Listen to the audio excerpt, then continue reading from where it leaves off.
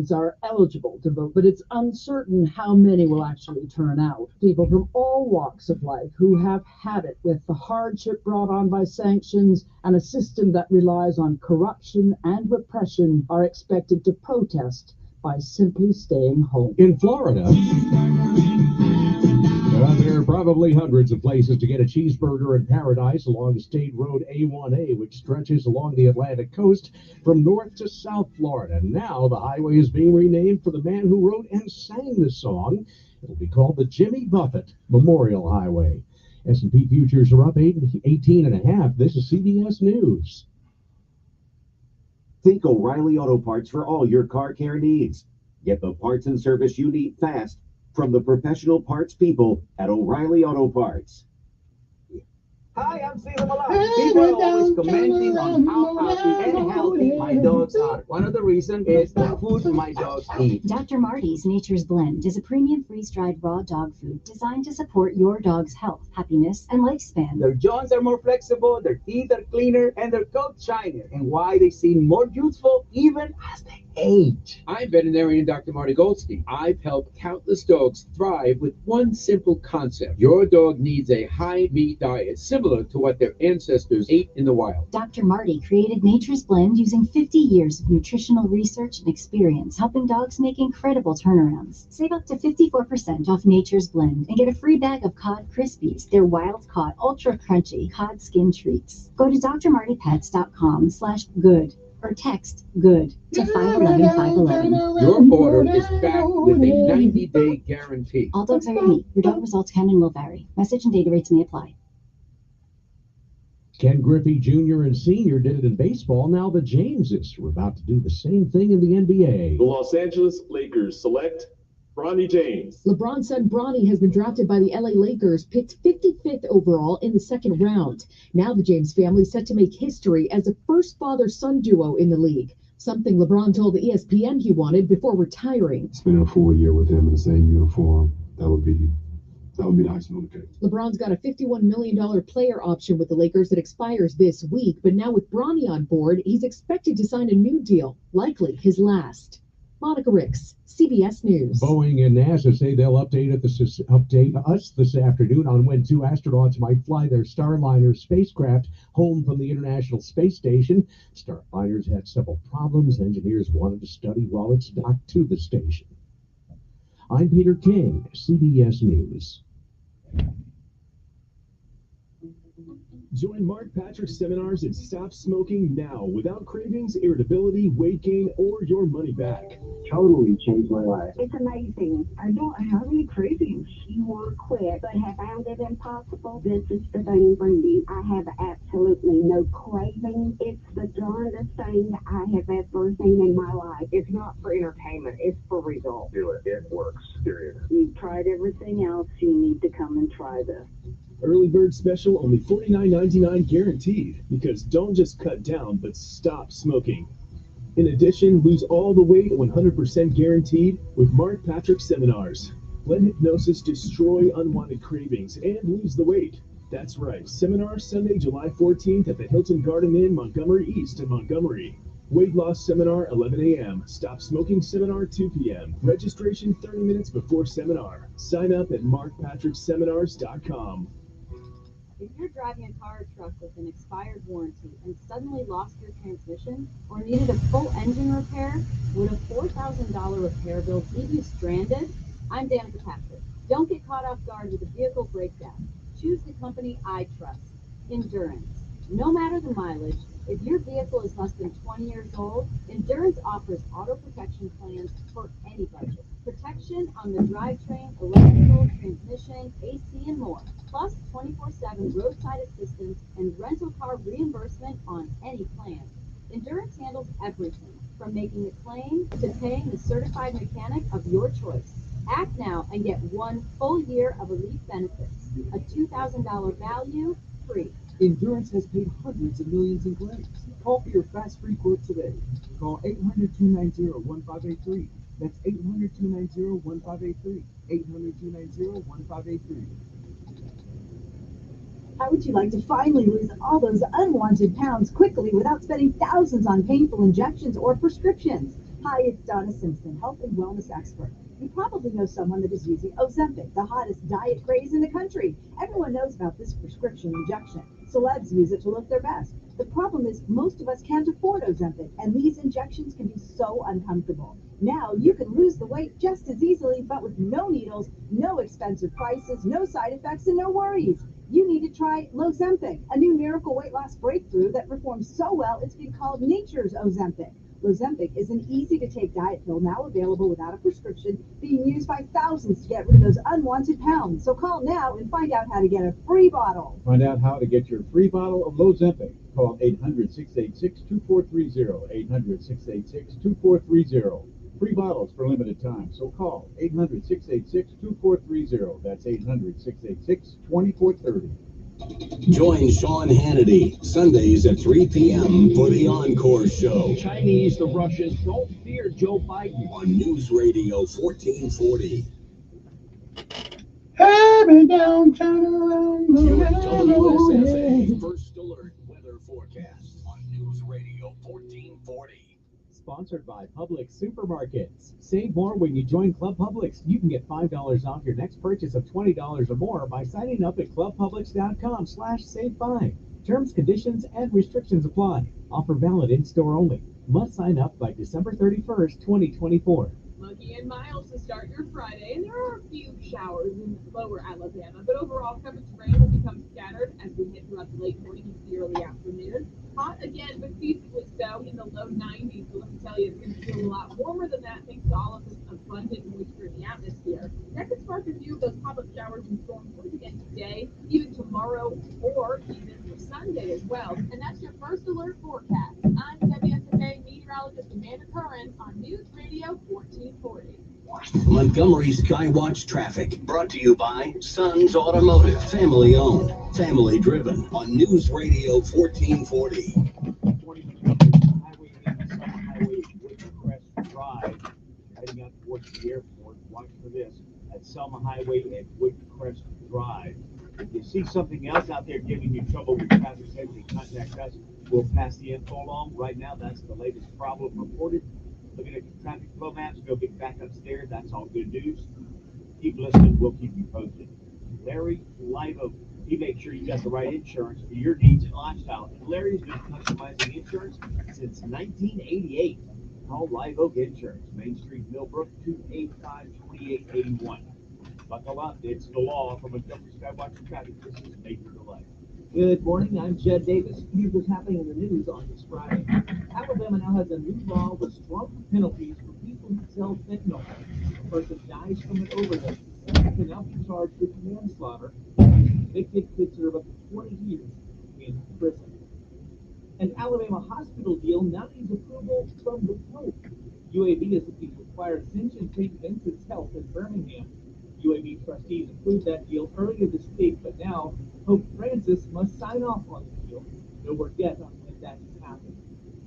Get ready for some huge crowds if you're traveling for the 4th of July. AAA says more than 70 million people expect to travel for that holiday weekend. If that happens, it would shatter the previous record set back in 2019. Most folks will be driving, so the roads will be packed. AlDOT says it won't have any temporary lane closures from July 3rd through the 7th to keep traffic moving.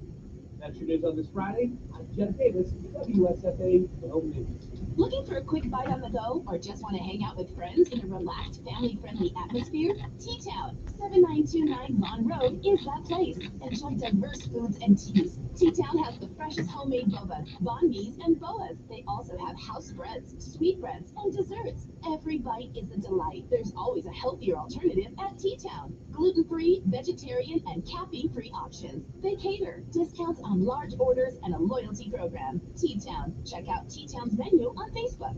Welcome to the Yellowhammer Bistro, 7725 Averett Drive. Experience their friendly and comfortable atmosphere. The food is more than just food. It's an array of freshly cooked meals. The best comfort food in town. Fried chicken and fish, burgers, and so much more. They've got happy hour food or food you'll love with your favorite sport. Yellowhammer's Saturday brunch beats all from 6 a.m. till noon. Yellowhammer Bistro, 7725 Averett Drive. Check out Yellowhammer's menu on Facebook. Diabetes, high blood pressure, anxiety meds, everyone's on them. If you're a 50-year-old male, maybe a bit quirky, and you may even have type 2 diabetes, $1 million of term insurance may only cost you about $200 a month. Call Term Provider. Speak with Big Lou. 800-859-3220. Big Lou will find a term life policy for you even if you have type 2 diabetes or overweight or have high blood pressure. Term Providers help thousands of people like you who think they can't afford term life insurance. To buy $1 million of affordable term life for you, all you need to do is call Big Lou at 800-859-3220. Lou will make sure the scales are tipped in your favor. Call 800-859-3220. Big Lou will answer your call and work to fit you into a term life policy that you can afford. Remember, Big Lou's like you. He's on meds too. Call 800-859-3220. 800-859-3220 or biglou.com. Be smart, witty, and fast on the draw. It's Mark Levin this afternoon at 5 p.m. on News Radio 1440. And good morning, everybody. I hope this day finds you all well. I was sitting there trying to do some last minute kind of prep stuff, you know what I'm saying? So that's what we do around here. Okay. Now, I'm Kevin Elkins, and this is News Radio 1440. And as you know, traditionally, it is our time for our daily bread, and we need it. Most of the days we do, and today is no exception, so we need it. So let's get our daily bread out of the way. We'll come back, and it's Friday, which means that you guys get to listen to a important motivational sermon this morning. Not for me, but other things. Anyway, so good morning to you. Hope today finds everybody well. And I'm Kevin Elkins, and you're listening to News Radio 1440. Next up, it is our daily bread. A word from on high, something that'll change your perspective or give you a new one. But either way, it's good for the soul. And again, good morning. It is, what is today? It is June the 28th, 2024. Today's daily bread is simply entitled, Seeing a Future of Hope. Our scripture insight today comes from Isaiah 41, 17 through 20. Let's start it off, though, with Isaiah 41, 18, which reads, I will turn the desert into pools of water and the parched ground into springs. And, of course, we know there's only one person that can do that. Not a person, but a spirit. The good Lord itself. So, we'll be back. So don't you guys go any place because, this is what we do, okay? So, again, it is June the 28th, 2024. It is a day that has never been, and it is a day that shall never, ever come again. It is a once-in-a-lifetime deal, and once it's gone, you don't get a do-over. You don't get it back. You don't get to summon it from the past. You don't get to come back and do all the things that you should have done this day that you don't.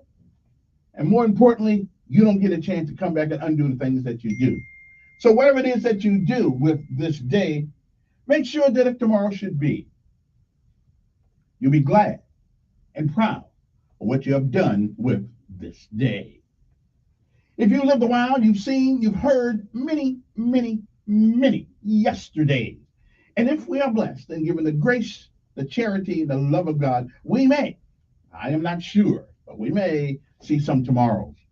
But if tomorrow should never be, then it is this day. That is the first day of the rest of our lives. What are we going to do with it? Well, do what you can, while you can, for whom you can, until you can't. Because no matter what you think, what you remember, somewhere along the line, somewhere, somebody reached out and gave you a hand. Whether it was a word of encouragement, money that you needed, or just an ear to hear and a heart to care. Somebody reached out to you. So you can do no less. You reach out. Benjamin Elijah May said, whatever we do in life, we should do it so well, no man living, no man dead, no man yet to be born can do it any better. And I say that is the standard of how you live your life, you'll always be successful. Oh, you'll fail at a thing or two. We all do. but you'll never be a failure until you quit. We say give out if you must, rest if you can, but you never quit. You never give up, because quitters will never win. And while winners may lose a thing or two, they never quit. My mother said nothing beats a failure but a try. One foot in front of the other is all it takes to move forward. Martin Luther King said, if you cannot run, walk. And if you cannot walk, crawl. Well, whatever you do, keep moving forward. We'll be back. Oh, and no matter what happens this day, forget, no matter what happens, no matter what goes on in your life, it is still a fantastic day, a stupendous day to be alive. We'll be back.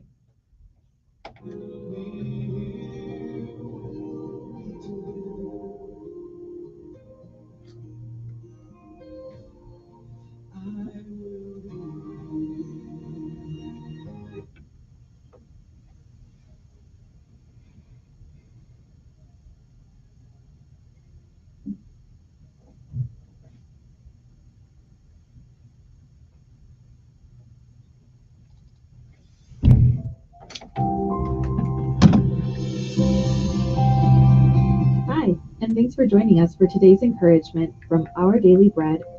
Our reading, titled Seeing a Future of Hope, was written by Monica LaRose. After the devastation of Hurricane Katrina in 2005, New Orleans worked to slowly rebuild. One of the most hard-hit areas was the lower Ninth Ward, where for years after Katrina, residents lacked access to basic resources. Bernell Cotlin worked to change that. In November 2014, he opened the first grocery store in the lower Ninth Ward after Katrina. When I bought the building, everybody thought that I was crazy, Cotlin recalled.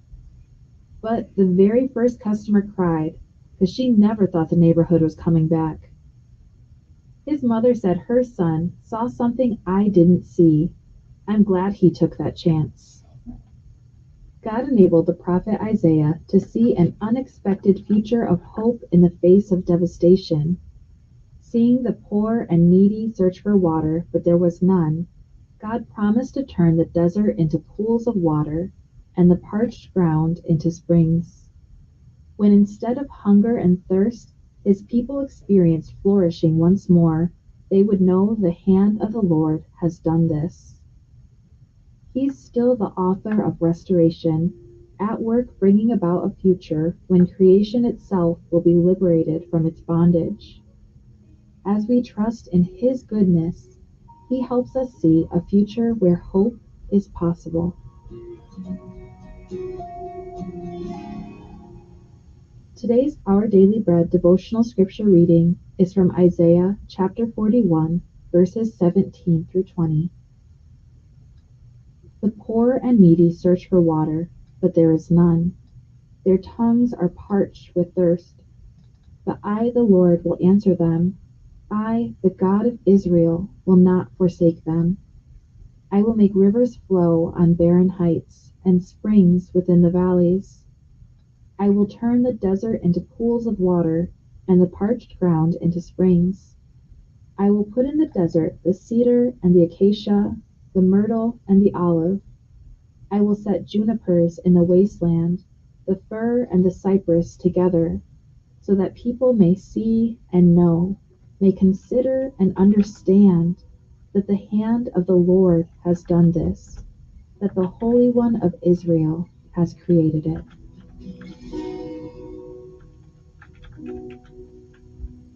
Let's pray.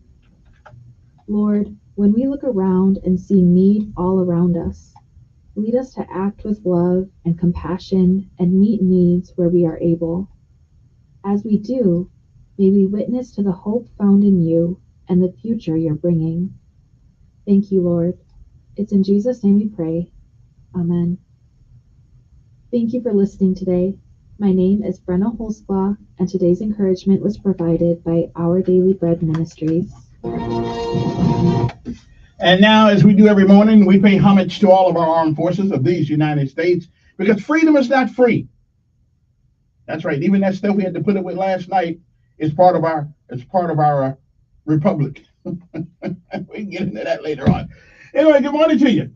Don't forget Ed Nettles is coming around 8 o'clock or so to discuss something. I guess this whole crime thing and all that stuff. But we do have an audio piece this morning, and after this gets done, we're going to go to that. Yeah, how to make a difference in this life, in your communities, in your neighborhoods. Yeah, Admiral McGreeven is going to give you some. Well, he's going to give you some advice of what to do.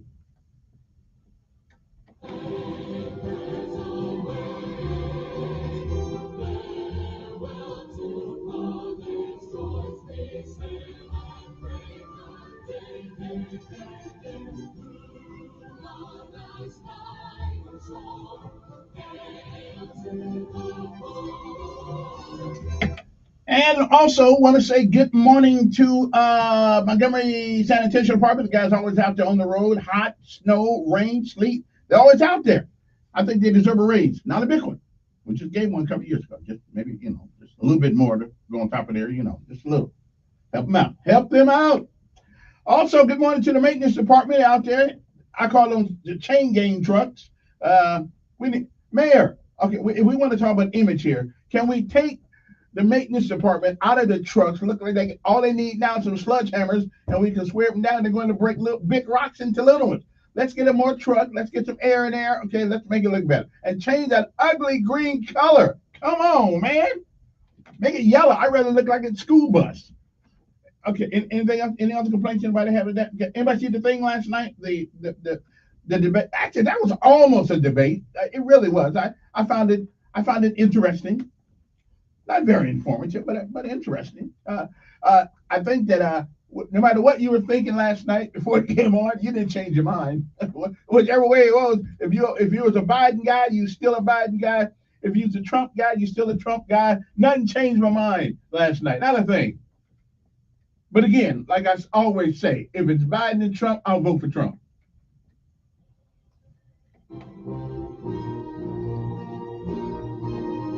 Now, what I want to see is somebody go across the stage and smack somebody. That's what I want to see. I mean, if Biden went over and smacked Trump, I'd vote for Biden. At least I know somebody got upset.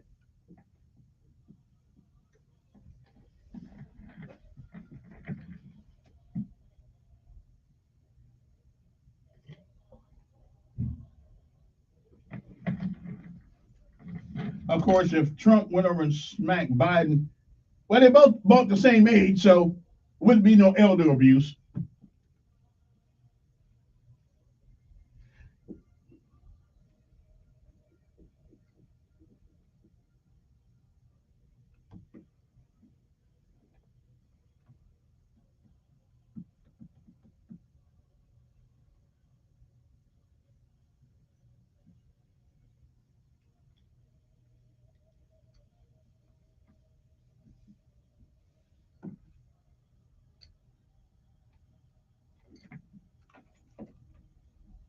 And good morning, good morning. I have got to find out where Mr. Ed is. I don't know where he is yet. I mean, I knew that if he ever stopped calling, I was going to be worried, and I'm worried. I don't know where he is. I don't even know his real name, actually. So if anybody knows about Mr. Ed, how about send me a text, 901-5022. I go by and check on the brother. I just want to make sure he's okay. I haven't heard from him all week. So we just because Mr. Ed will not miss a day of getting on my case. So I'm just wondering about Mr. Ed, because we all part of the family, but even families have disagreements. So if anybody knows, Mr. Ed, if you're out there, you can get somebody to call in for us. Let us know that you're okay, because we don't know. I don't even know his last name or anything. Anyway, okay. So let me give my little piece this morning, and then we will come back and talk about things. But this is my Friday motivation piece. Hopefully you'll get something out of this like I do all the time. Admiral McGraven, okay? All right, so check this out.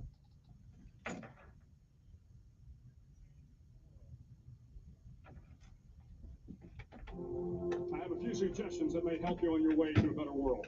And while these lessons were learned during my time in the military, I can assure you that it matters not whether you ever served a day in uniform.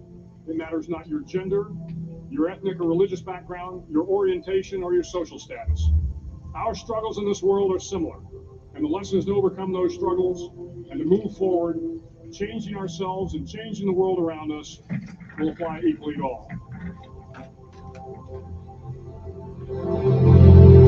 So here are the 10 lessons I learned from basic SEAL training that hopefully will be of value to you as you move forward in life.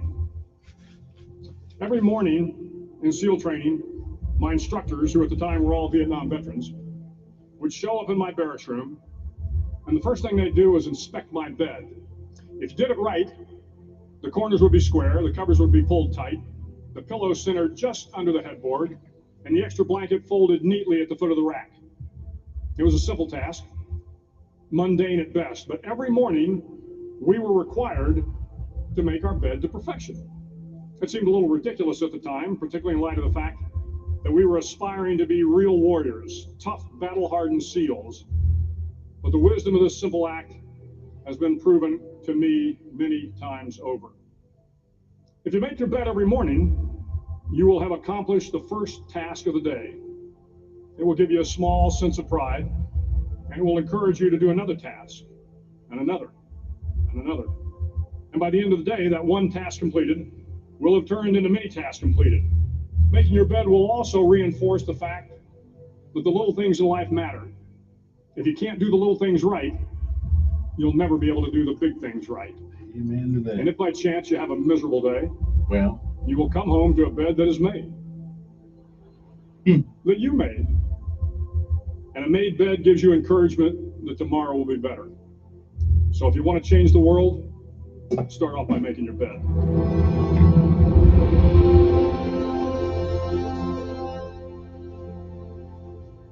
During SEAL training, the students are all broken down into boat crews. Each crew is 7 students, 3 on each side of a small rubber boat, and 1 coxswain to help guide the dinghy. Every day, your boat crew forms up on the beach and is instructed to get through the surf zone and paddle several miles down the coast. In the winter, the surf off San Diego can get to be 8 to 10 feet high, and it is exceedingly difficult to paddle through the plunging surf unless everyone digs in. Every paddle must be synchronized to the stroke count of the coxswain. Everyone must exert equal effort, or the boat will turn against the wave and be unceremoniously dumped back on the beach. For the boat to make it to its destination, everyone must paddle. You can't change the world alone. You will need some help. And to truly get from your starting point to your destination takes friends, colleagues, the goodwill of strangers, and a strong coxswain to guide you. If you want to change the world, find someone to help you paddle. Over a few weeks of difficult training, my SEAL class, which started with 150 men, was down to just 42. There were now 6 boat crews of 7 men each. I was in the boat with the tall guys, but the best boat crew we had was made up of the little guys, the Munchkin crew, we call them. No one was over 5'5". The Munchkin boat crew had 1 American Indian, 1 African American, 1 Polish American, 1 Greek American, 1 Italian American, and 2 tough kids from the Midwest. They out-paddled, outran, and outswam all the other boat crews. The big men in the other boat crews would always make good-natured fun of the tiny little flippers the Munchkins put on their tiny little feet prior to every swim. My feet. But somehow these little guys from every corner of the nation and the world always had the last laugh, swimming faster than everyone and reaching the shore long before the rest of us. SEAL training was a great equalizer. Nothing mattered but your will to succeed, not your color, not your ethnic background, not your education, not your social status. Had to want it. If you want to change the world, measure a person by the size of their heart, not by the size of their flippers. Several times a week, the instructors would line up the class and do a uniform inspection. It was exceptionally thorough. Your hat had to be perfectly starched, your uniform immaculately pressed, your belt buckle shiny and void of any smudges. Well, but it seemed that no matter how much effort you put into starching your hat, you pressing your never uniform, polishing your belt buckle, it just wasn't good enough. The instructors would find something wrong. For failing uniform inspection, the student had to run, fully clothed, into the surf zone, then wet from head to toe, roll around on the beach until every part of your body was covered with sand. The effect was known as sugar cookie. You stayed in the uniform the rest of the day, cold, wet, and sandy. There were many a student who just couldn't accept the fact that all their efforts were in vain, and no matter how hard they tried to get the uniform right, it went unappreciated. Those students didn't make it through training. Those students didn't understand the purpose of the drill. You were never going to succeed. You were never going to have a perfect uniform. The instructors weren't going to allow it. Sometimes, no matter how well you prepare or how well you perform, you still end up as a sugar cookie. It's just the way life is sometimes. If you want to change the world, get over being a sugar cookie and keep moving forward. Every day during training, you were challenged with multiple physical events: long runs, long swims, obstacle courses, hours of calisthenics, something designed to test your mettle. Every event had standards, times you had to meet. If you failed to meet those times, those standards, your name was posted on a list, and at the end of the day, those on the list were invited to a circus. A circus was 2 hours of additional calisthenics, designed to wear you down, to break your spirit, to force you to quit. No one wanted a circus. A circus meant that for that day, you didn't measure up. A circus meant more fatigue, and more fatigue meant that the following day would be more difficult, and more circuses were likely. But at some time during SEAL training, everyone made the circus list. But an interesting thing happened to those who were constantly on the list. Over time, those students who did 2 hours of extra calisthenics got stronger and stronger. The pain of the circuses built inner strength and physical resiliency. Life is filled with circuses. You will fail. You will likely fail often. It will be painful. It will be discouraging. At times, it will test you to your very core. But if you want to change the world, don't be afraid of the circuses. At least twice a week, the trainees were required to run the obstacle course. The obstacle course contained 25 obstacles, including a 10-foot wall, a 30-foot cargo net, a barbed wire crawl, to name a few. But the most challenging obstacle was the slide for life. It had a 3-level, 30-foot tower at one end and a 1-level tower at the other. In between was a 200-foot-long rope. You had to climb the 3-tiered tower, and once at the top, you grabbed the rope, swung underneath the rope, and pulled yourself hand over hand until you got to the other end. The record for the obstacle course had stood for years when my class began in 1977. The record seemed unbeatable until one day a student decided to go down the slide for life head first. Instead of swinging his body underneath the rope and inching his way down, he bravely mounted the top of the rope and thrust himself forward. It was a dangerous move, seemingly foolish and fraught with risk. Failure could mean injury and being dropped from the course. Without hesitation, the student slid down the rope perilously fast. Instead of several minutes, it only took him half that time. And by the end of the course, he had broken the record. If you want to change the world, sometimes you have to slide down the obstacles head first. During the land warfare phase of training, the students are flown out to San Clemente Island, which lies off the coast of San Diego. The waters off San Clemente are a breeding ground for the great white sharks. To pass SEAL training, there are a series of long swims that must be completed. One is the night swim. Before the swim, the instructors joyfully brief the students on all the species of sharks that inhabit the waters off San Clemente. They assure you, however, that no student has ever been eaten by a shark. That's it. At least not that they can remember. But you are also taught that if a shark begins to circle your position, stand your ground. Do not swim away. Do not act afraid. And if the shark, hungry for a midnight snack, darts towards you, then summons up all your strength and punch him in the snout, and he will turn and swim away. There are a lot of sharks in the world. If you hope to complete the swim, you will have to deal with them. So if you want to change the world, don't back down from the sharks. As Navy SEALs, one of our jobs is to conduct underwater attacks against enemy shipping. We practice this technique extensively during training. The ship attack mission is where a pair of SEAL divers is dropped off outside an enemy harbor and then swims well over 2 miles underwater, using nothing but a depth gauge and a compass to get to the target. During the entire swim, even well below the surface, there is some light that comes through. It is comforting to know that there is open water above you.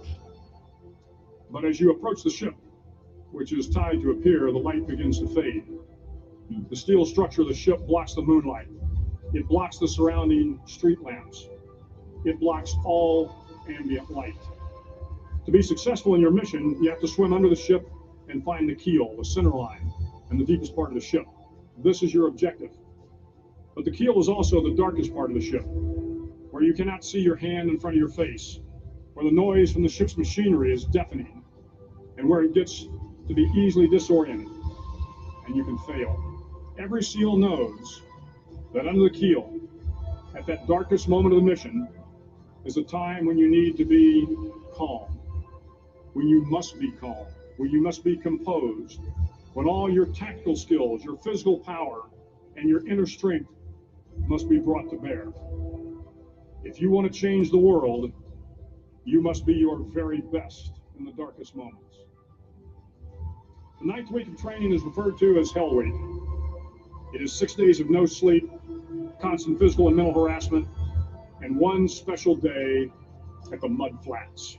The Mud Flats are an area between San Diego and Tijuana where the water runs off and creates the Tijuana Sloughs, a swampy patch of terrain where the mud will engulf you. It is on Wednesday of Hell Week that you paddle down to the Mud Flats and spend the next 15 hours trying to survive the freezing cold, the howling wind, and the incessant pressure to quit from the instructors.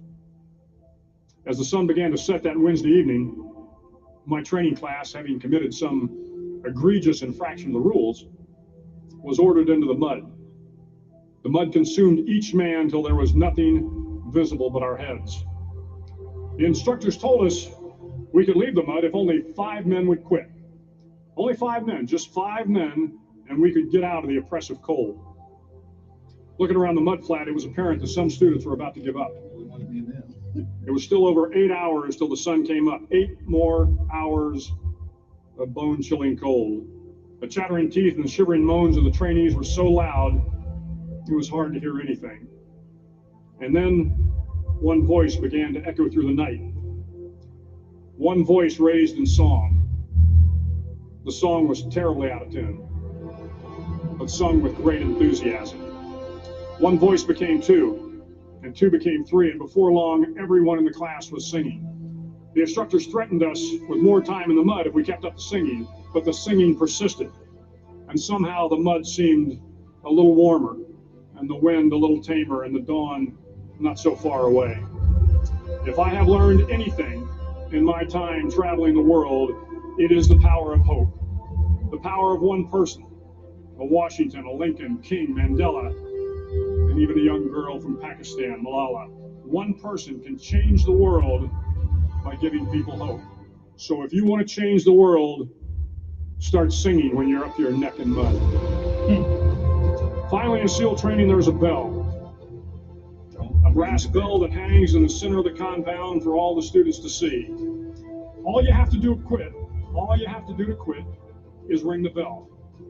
Ring the bell, and you no longer have to wake up at 5 o'clock. Ring the bell, and you no longer have to be in the freezing cold swims.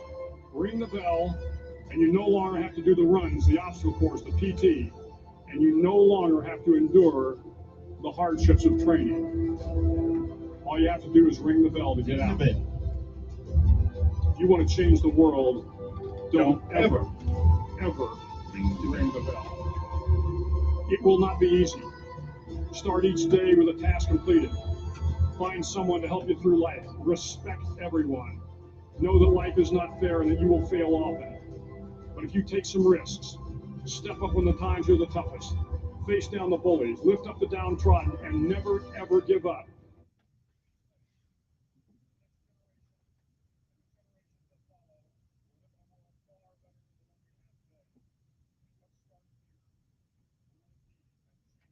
for the better. Thank you very much. Don't ever ring the bell. Don't ever give up. We'll be back right after this.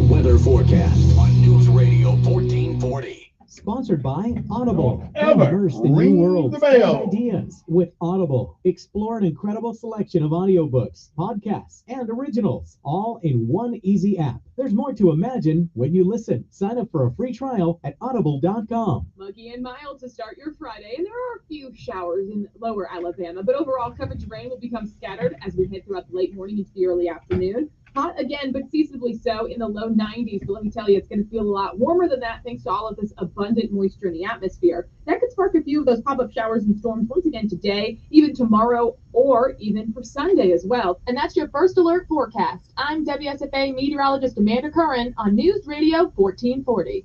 Montgomery Skywatch traffic brought to you by Sons Automotive. Family owned, family driven on News Radio 1440. Good morning, Montgomery. Highway 80, Selma Highway at Woodcrest Drive. As you're heading out towards the airport, watch for this. That's Selma Highway at Woodcrest Drive. If you see something else out there giving you trouble with traffic, simply contact us. We'll pass the info along. Right now, that's the latest problem reported. Looking at your traffic flow maps, no big backups there. That's all good news. Keep listening. We'll keep you posted. Larry Live Oak. He makes sure you got the right insurance for your needs and lifestyle. And Larry's been customizing insurance since 1988. Call Live Oak Insurance, Main Street, Millbrook, 285-2881. Buckle up. It's the law for Montgomery Skywatch traffic. This is Major Delay. Gen G became the first Pacific-based organization to win an international tournament in Valorant. The team brought home a whopping $350,000 for their triumph at VCT Masters Shanghai. Historically, international Valorant tournaments had only seen North American and European teams hoist the trophy. Gen G's victory etches the insurgence of more highly competitive teams on a global scale. The latest esports and gaming news. Find out live at checkpointxp.com. I'm Kareem Abdul-Jabbar. I learned about atrial fibrillation the hard way. My symptoms would come and go. Shortness of breath, fatigue. I kept going. Then I got so lightheaded, I couldn't. My doctor said I have AFib, so I'm about 5 times more likely to have a stroke. Other symptoms, irregular heartbeat, heart racing, chest pain can come and go, but the risk of stroke stays. If you have symptoms, tell a doctor. Visit notimetowait.com. Sponsored by Bristol Myers Squibb and Pfizer. I want to learn how to cook, but I keep ordering takeout. Accomplishing goals is hard, but when your goal is to learn a new language, Babbel makes it easy. In just 15 minutes a day, Babbel will help you start having conversations in as little as 3 weeks. Words and phrases you'll actually use. So when someone asks, "How's your French going?" you can say, Babbel facilite grandement l'apprentissage d'une nouvelle langue. Now try Babbel for free at Babbel.com. That's Babbel.com. Babbel.com. On a mission to protect free speech, Rumble is one of the only video sharing platforms where you can watch genuine content for free. Rumble is available on desktop, mobile, and connected TV, featuring bold, influential voices. Rumble gives you the freedom to be entertained with exclusive creators, action-packed sports, lively debates, and more. And now you can cut cable. Download the Rumble TV apps and watch independent media on the big screen. Creators such as Steven Crowder at 10 a.m. Monday through Thursday, Kimberly Guilfoyle at 4 p.m. Eastern Mondays and Thursdays, Glenn Greenwald at 7 p.m. Eastern Monday through Friday, and Don Jr. at 6 p.m. Eastern Mondays and Thursdays. Rumble is the place to find authentic expression from creators, a place where we do not censor, but rather believe that everyone should benefit from access to a network full of more ideas, diverse opinions, and dialogue. Join Rumble, where people are given the freedom to be entertained by exclusive content from creators who are empowered to express themselves freely. Visit rumble.com or download the app and watch for free. The River Region's culinary event of the summer is here. Spoons, presented by Cumulus Media, Country Financial, Blacklist Detailing, BMW, Buffalo Rock Pepsi, and Cajun Leprechaun. Friday, June 28th at the RSA Activity Center on Dexter Avenue from 7 p.m. to 9 p.m. Enjoy samplings from some of the best restaurants in the River Region. Raffles, local vendors, and more. Enjoy samplings that night from Atlanta's Gourmet, exquisite custom private dining, Tree Steaks and Wine, the River Region and Auburn's premier neighborhood specialty market, T-Town, the freshest boba, banh mi, and bios around. Yellowhammer Bistro, great food, always fresh and delicious. Spoons, June 28th from 7 p.m. to 9 p.m. at the RSA Activity Center. Get your tickets now at sweetdeals.com/Montgomery. Spoons, where the flavors of the River Region come alive. Don't miss Sean Hannity. Biden incoherently adheres Live this afternoon at 2 p.m. on News Radio 1440.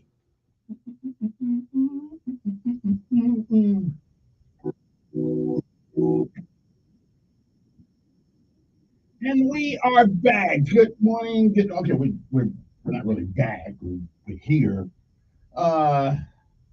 860-1440 the number is 747. I hope you enjoyed the Admiral. Yeah, him and I joined at the same time. Obviously, he outranked me, but that's okay.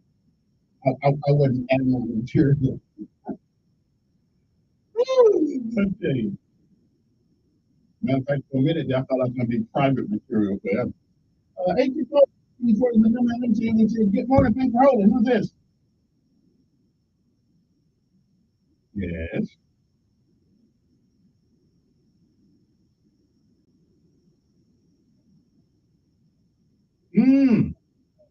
Well, I only turn people down when they ain't listening to me.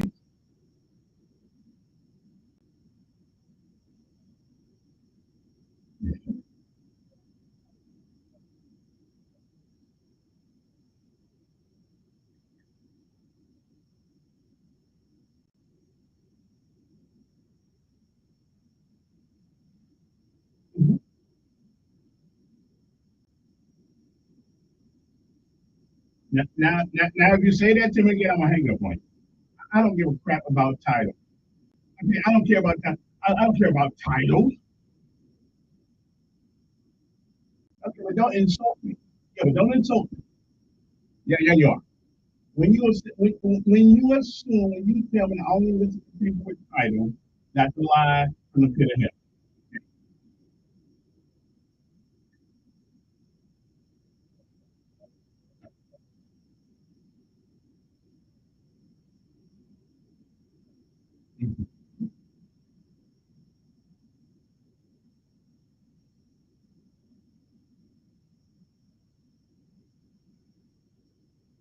And what's wrong with that? I mean, honestly, what's wrong with telling if you have family? What's wrong with asking people to ask your family?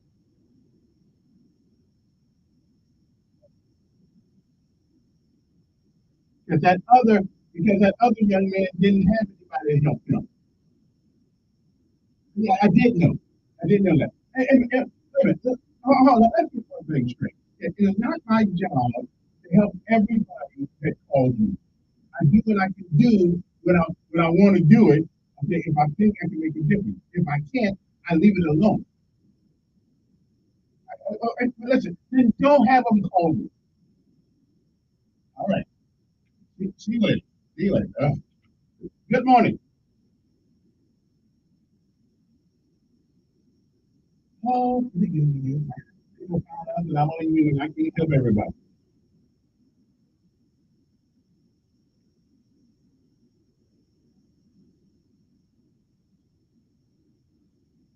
Yeah.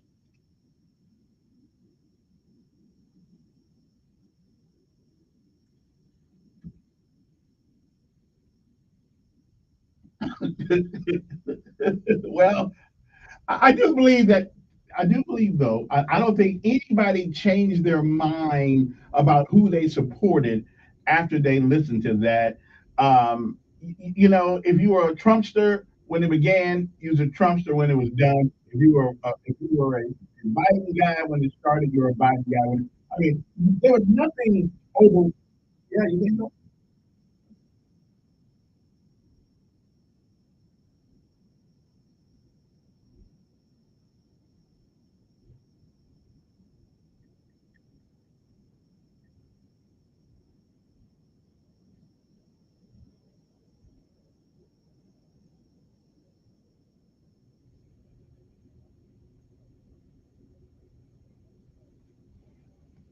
Mm.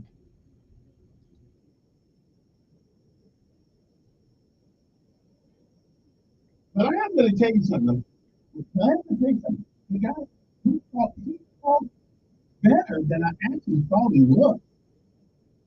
So he wasn't as bad as I thought he was. Doing. I'm pretty sure he's on drugs and stuff like that. Okay.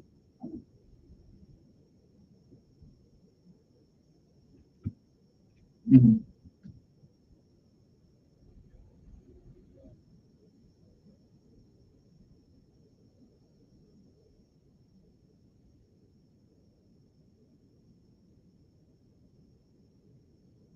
Mm-hmm.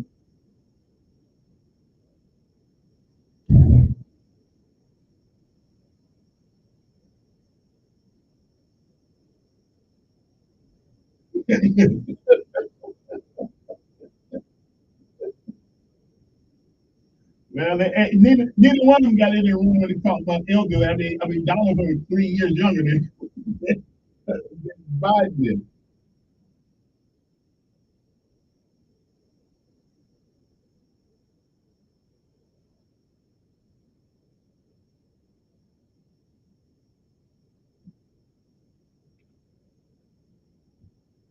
Mm-hmm. Mm-hmm. Mm-hmm.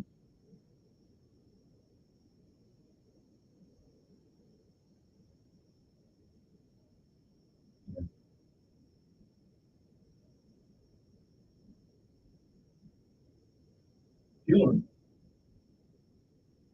You can put Hillary in there one more time. Yeah. I don't know. All right. Hey, appreciate it. Good one. Who's this? Yeah.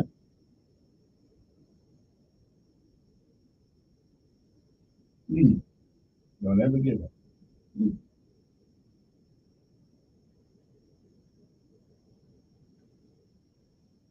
Mm-hmm.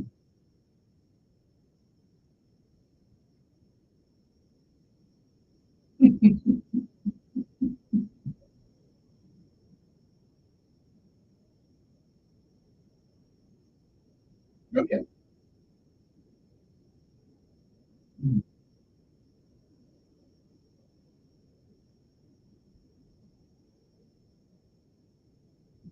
Mm-hmm.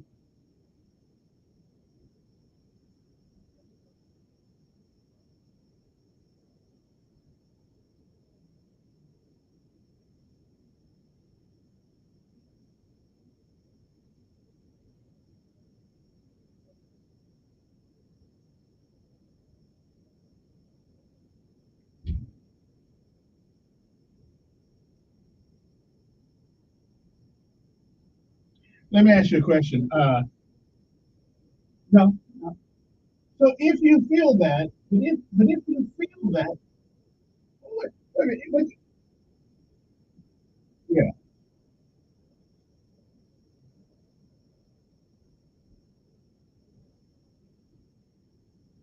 Okay.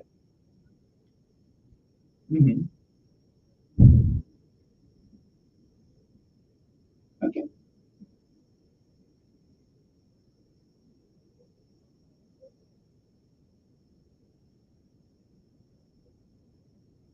Yeah. Mhm. If you had to take one of those men from last night in the foxhole with you to help fight, which one would you take?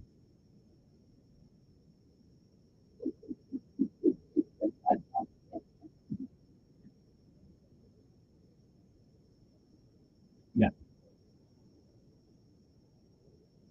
Mm. Okay.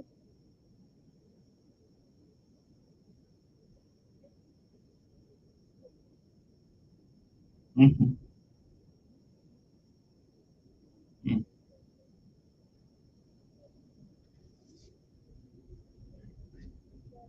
Right. Okay. I listen. Like I said, no matter whatever you thought about, and I disagree with you.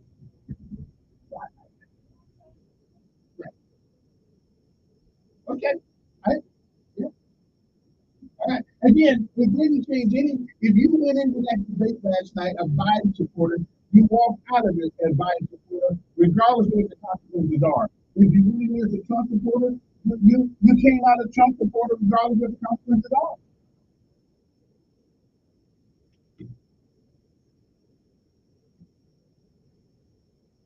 Yeah, I'll take Trump. I'll take exactly my tail. He goes over to Ukraine. Wait, he goes to Ukraine and telling them what? Yeah,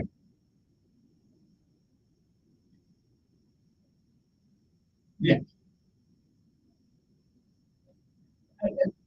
There are a lot of people. Yes, yes, yes, yeah. Because I think he still. I appreciate you, brother. I believe the man still has the heart to make America great. Okay. Anyway, good morning. Who's this?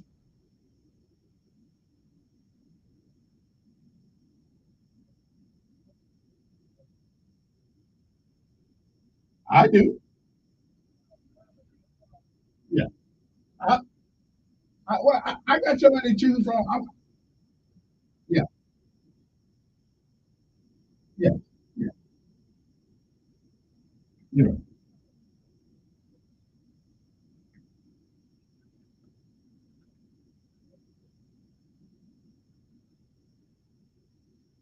That's it. All right. Hey, with that, I got to go. Time's up. Hopefully, it would able to be here this morning. So we can talk about this. Uh, here we go.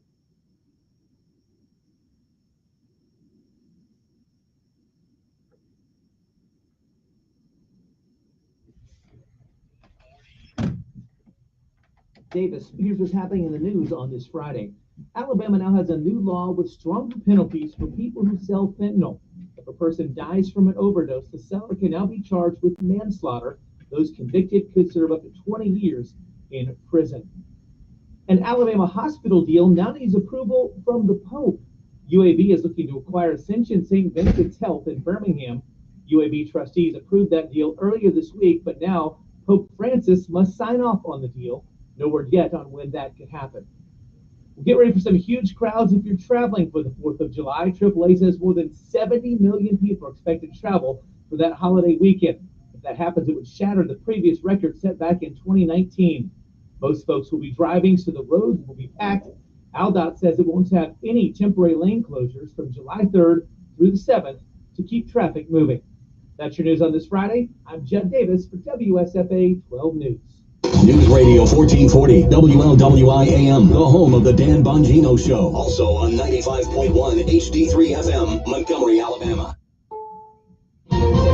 This is CBS News on the Hour, sponsored by Progressive Insurance. I'm Christopher Cruz in Washington. As expected, the 90-minute debate between President Biden and former President Trump last night got personal and quickly. During the CNN presidential debate, Trump accused Biden of weakness. Israel's the one that wants to go. He said the only one who wants to keep going is Hamas. Actually, Israel is the one, and you should let him go and let him finish the job. He doesn't want to do it. He's become like a Palestinian, but they don't like him because he's a very bad Palestinian. He's a weak one. Biden, during the CNN presidential debate, referenced Trump's recent felony conviction in New York. How many billions of dollars do you owe in civil penalties for molesting a woman in public, for doing a whole range of things, of having sex with a porn star on the night while your wife was pregnant? I mean, what are you talking about? You have the morals of an alley cat. Trump repeated numerous lies and exaggerations throughout the evening, and Biden stumbled frequently on his answers, often failing to make his points, especially early in the debate. The two will have another chance to go at one another in September. I'm Christopher Cruz in Washington. Now with more, here's Peter King. The president's uneven performance has many Democrats worried about his viability as a candidate. As for Donald Trump, this CBS Morning's voter panel member says he wasn't perfect, but he got better. But there were periods that still got into a knockdown drag out, but they both did. He's a little more animated with it, but he closed good. CBS's John Dickerson says voters aren't exactly in love with Biden or Trump. You have two candidates. The country has said they don't want either of them, told pollsters that regularly, and they got a debate that affirmed their underlying view that they don't like either one of these candidates. The Supreme Court could announce decisions on the elections cases involving Trump this morning, but says Loyola law professor Lori Levinson. The Supreme Court has other big cases that we still haven't received the decisions on, including decisions that affect the homeless, that affect the power of agencies. And we're awaiting a ruling from a judge in New Mexico on whether or not the manslaughter case against Alec Baldwin should be dismissed.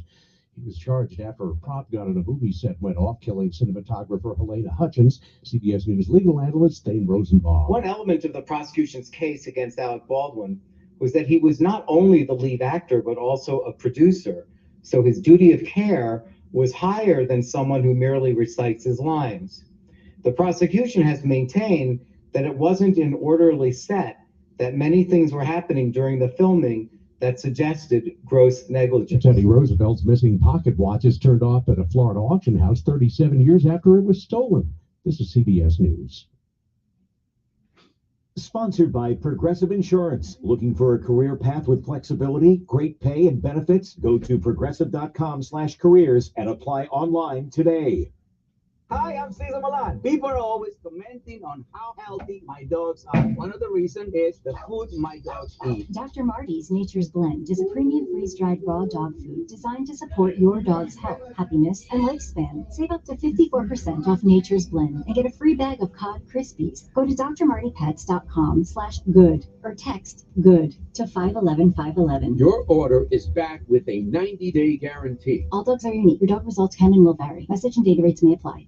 Your gas light's on. We need to fill up. Gas around here is too expensive. Don't drive all over searching for the lowest prices. Just download the free Upside app and get cash back for every gallon of gas you buy. I've already made around $200. You can make that kind of cash back just for buying gas? I'm stopping now to download Upside and fill up my tank. Download the free Upside app to earn real cash back every time you buy gas. Cash out anytime your bank account, PayPal, or e-gift card. Download the free Upside app now and use promo code EARN for an extra 25 cents per gallon cash back on your first fill up. That's promo code EARN.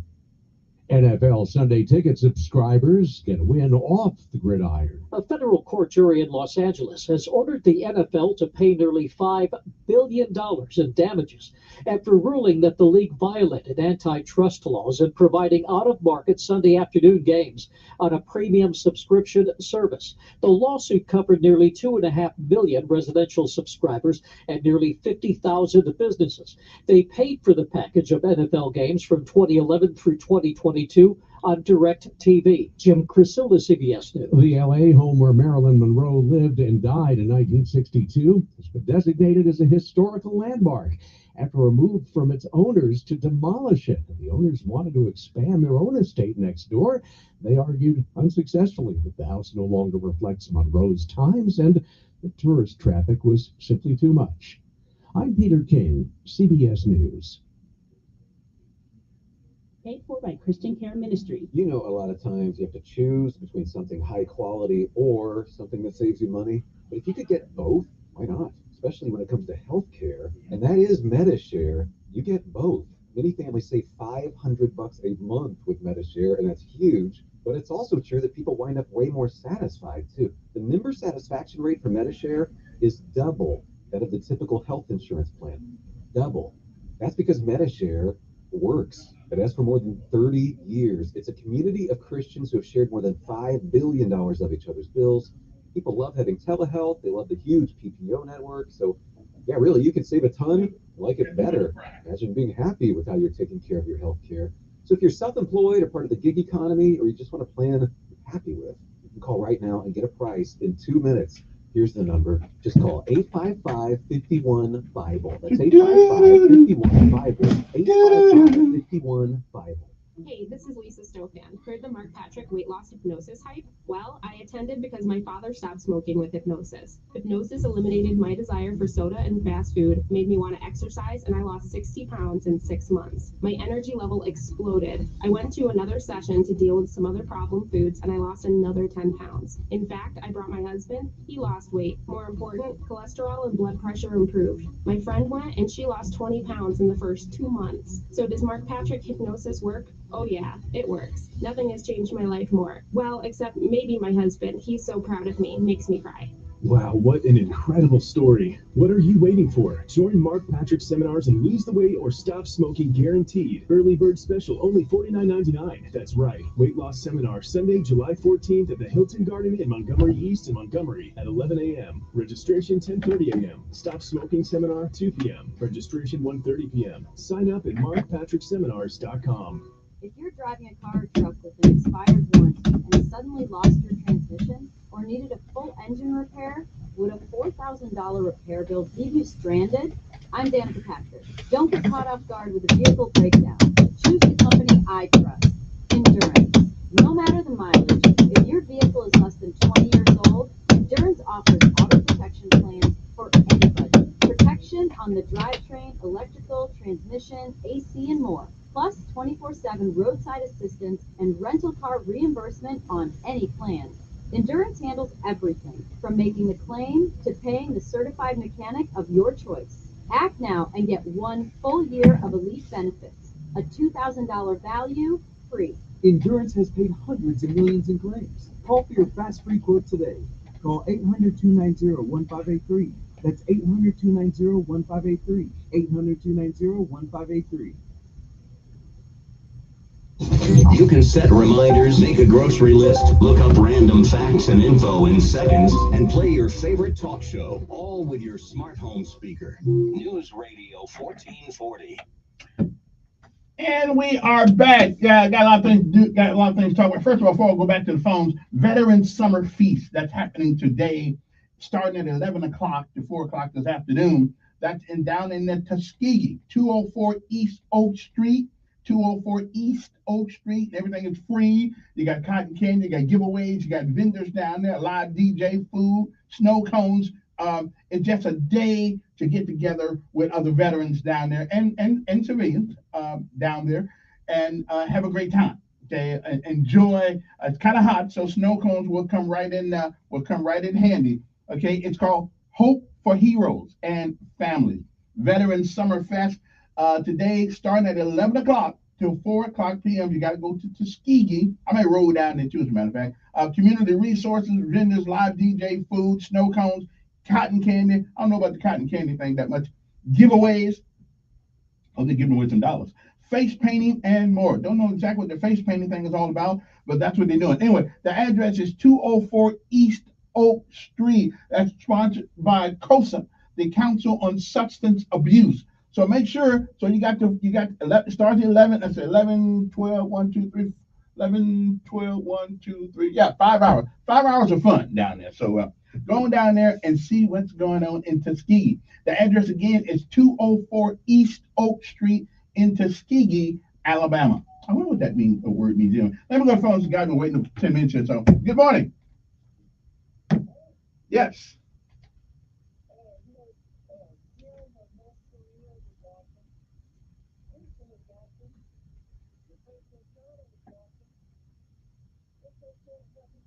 What's that?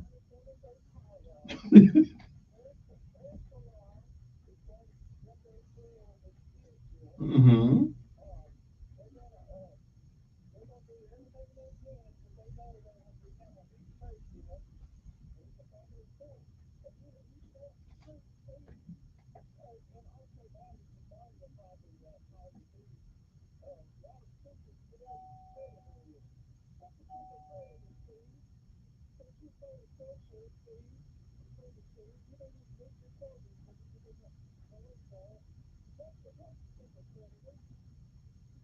Yeah.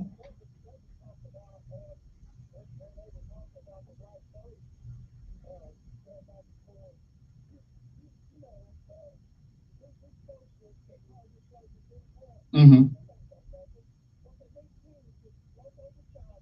Mhm.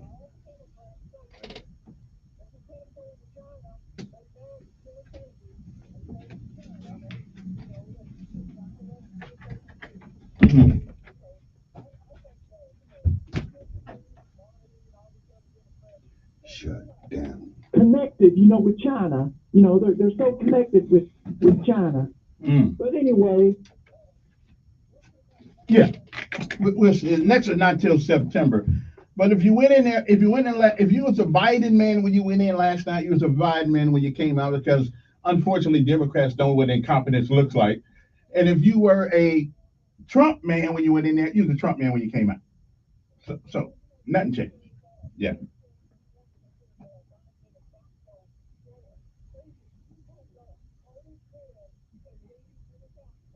Yeah.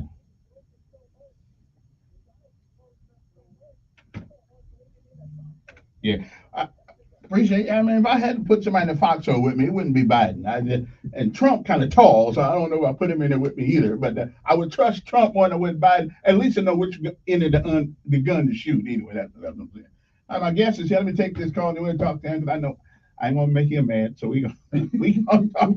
Good morning, you on the air. Morning.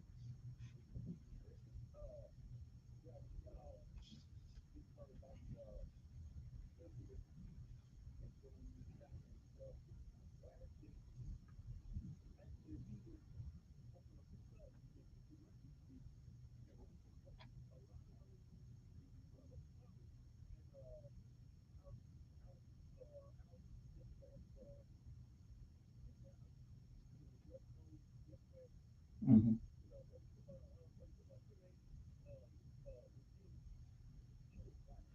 Mm.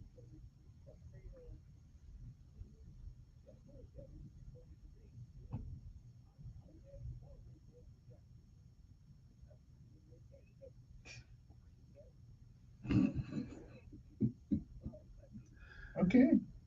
I feel you. I feel you. Okay, well, okay, I'm not gonna beat Biden too hard. George Washington Carver said you should be always kind to the old, to the rich, and to the poor. Because wait a minute, George Washington Carver. Because sometime in my life, if we live, we're gonna be the same place. So getting old is just getting old. Matter of fact, sometimes I can't remember what I was talking about a few minutes ago. Hmm. Yeah. What's that? What's that?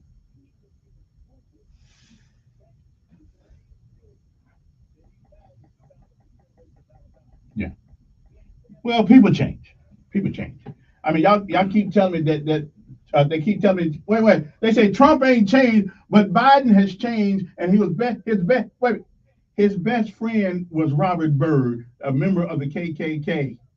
So we just gonna leave that alone. And, yeah, I yeah I know yeah, we bring it. Okay, listen. Let me take a break. My guest is here, former pastor. I guess you're still a pastor. Yeah, okay. Edward Nettles is with us right now. See what's on his mind. But listen, guys. If whatever you started off last night before the debate, when the debate was over, you were still in. Okay. So, but I still don't understand. Maybe Pastor Nettles can tell me. How can a people vote for a man who used to be friends and bragged about it with Robert Byrd, the Grand Master of the KKK? He changed. Okay then, but Trump can't change. But we're just gonna leave that alone. I'll be back. I don't think the pastors are here to talk about the debate last night. We'll be back after this. Montgomery Skywatch traffic brought to you by Sons Automotive, family owned. My people are a confusing bunch. Sponsored by Publix I mean, Supermarkets. it's Save more when you join Club like you Publix. said. You can get $5 off your next purchase of $20 or more by There were signing no up at winners. clubpublix.com/save5. If you went in there, Terms and you were gonna restrictions come out the apply. same. And you right. Regardless. Because we already knew what everybody was gonna say anyway. Right, and we knew what was gonna happen. I didn't even really watch it. My wife was trying to get me to watch it. But I will say one thing. Trump wasn't as nasty as Biden was. Yeah. But them lies, man. Well, see, I mean, I don't understand I how keep you hearing can what look. lie did he tell? Exactly. What lie did he tell? even with Nancy Pelosi talking about she approved of January 6th. No. He said she said she was responsible. Because they did not. He offered 10,000 National Guard. She said no. Now come on. Who's responsible if she turned down the security? Then who is responsible? But there again, it's going to always be seen through the eye. The person that you illegal support. immigrants. Joe Biden inherited the other person, whatever they say. But technically, though, she was responsible for as the Speaker of the House. She was responsible for security Washington. And he said 10,000. She said no. Now listen. Inflation's up 20-some-odd%. I mean, energy prices are up 40%. I ain't blaming Trump for what these people did. Close to 30 to 40%. Everything you buy in every store you go to is up 50% on average. I've survived. We survived. Regardless. We barely survived. Regardless. And we always talk about taking rich people money. If all the rich people in America gave up all their money, we still would be in the same shape. So, because most of their money is on paper. Yeah, you they don't really have. Yeah, you didn't earn money like Trump. Well, this is on paper. And I think everybody learned that lesson. That's right. With Trump, is that because every you are a 100 days. billionaire, Do you want to bail doesn't the mean you government out have of this. debt? Right, in assets, right? I mean, you have all that money. Yeah. This is legit. Yeah. And when You I don't worry have about the cash national like debt, that. I turn to safe haven Tied up. assets like gold and silver. But anyway, And that's why we partner with the highest rated gold company, Gold. They have earned over 5,000 Yeah, I was five-star walking in the reviews door, from tens of thousands of happy cousin called customers one who of my diversified their cousins, savings with gold died and silver. this morning. Today, Sorry, Goldco is offering you Yeah. up to 8 years in free IRA been fees struggling plus for a while, 8% though. instant match in bonus silver with a So, qualified You know, account. you have the most Call unique hair 855 pattern Gold, free IRA I fees, think I've bonus ever silver, seen. I with mean, gold, all and this silver black and round hair, but right on the top. Safeguard your money with physical Yeah, gold and silver before it's too late. that's what I did. my Call signature. 855 Yeah, pick me out in 815 the Gold. crowd. Yeah. 855 You know, 815 yeah. GOLD. That's Oh, boy. 855 815 Gold. Introducing Rumble But, Cloud, a platform that supports business freedom I'm and telling you, innovation. I kind of wish we had other choices. Oh, most definitely. I just wish we had But the other Democrats choices. wouldn't put nobody else up, and all the Republicans quit. Yeah, but you know, I've learned with seniors in that age, they think they still have it when they really don't. And it's hard, once their mind is made up, it's hard to get them to change their mind, you know. Yeah. And so I know they wasn't going to disrespect them, but, you know, I don't know. Well, something in the good book that says old men should counsel. You know, let the young men Services are built on trust. And welcome everyone to experience a cloud vendor you can truly trust. Oh, well, that's way Your good. cloud, your freedom. Rumble Cloud, where high performance meets pricing predictability. So, what you and reading were talking about? Well, he pretty much was talking about basically that putting in a bill where the state can take over municipalities, the police department, and have the governor or the DA to appoint police chiefs. You know, and for me, you're trying, really basically, you're trying to take the authority away from the local municipalities and those mayors. You know, And those mayors are not getting the job done. Though. Well, they are accountable. They're not responsible for the crime, but they are accountable to us. Yes, they are. But we don't need a police state, and that is out of the purview of state officials. When local officials actually cast the vote, they're the ones who gave that administrator the necessary power. They by vote, they elected it. They trust it. And so whatever he says and determines and decides, you know, then the state just need to stay out of it, you know, because that leads to all other kind of things, you know. ¿Cómo te llamas? ¿Cómo te llamas? That's a good argument. Learn a language, you want to actually use it. Babbel is designed with that goal in mind. In just 3 weeks, we're starting to have. So, are you preaching still? No, I just do just doing film. Well, hopefully I won't meet you in a while. It'll be a while before I meet you.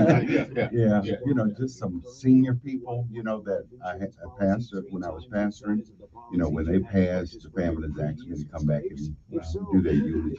I've often wondered from the street of time.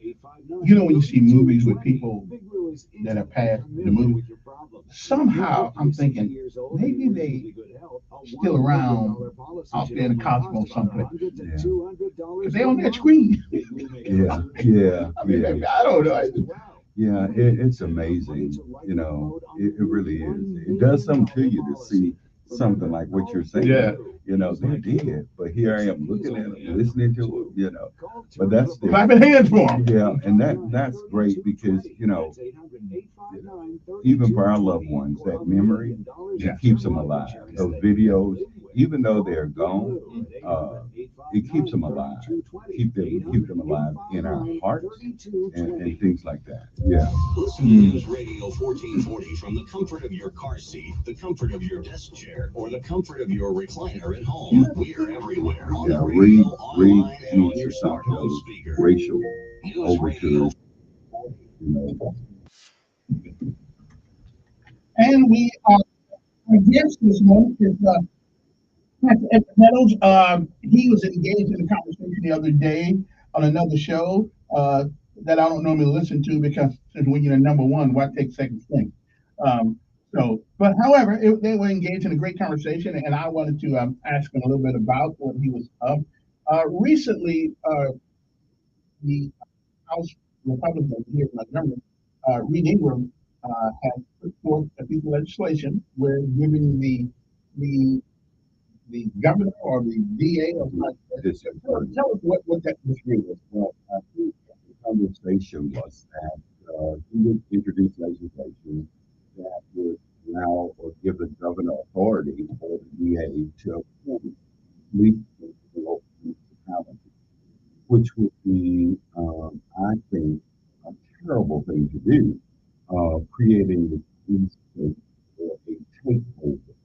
And when I heard him talking, I could only hear takeover, be in control, in charge, and basically not respecting that local municipality, that mayor or whomever is in charge. And it's all driven out of fear of gun violence in Montgomery. A reasonable fear. Well, reasonable, yes. What is unreasonable is all of these distractions that they are creating to give the impression that Montgomery is not being represented or taken care of by a current mayor. Now, you need to understand that when you say, I'm going to institute something because this person is not doing something, and the state should come in and take over, okay? That is telling me you want to be in charge because you are not in charge.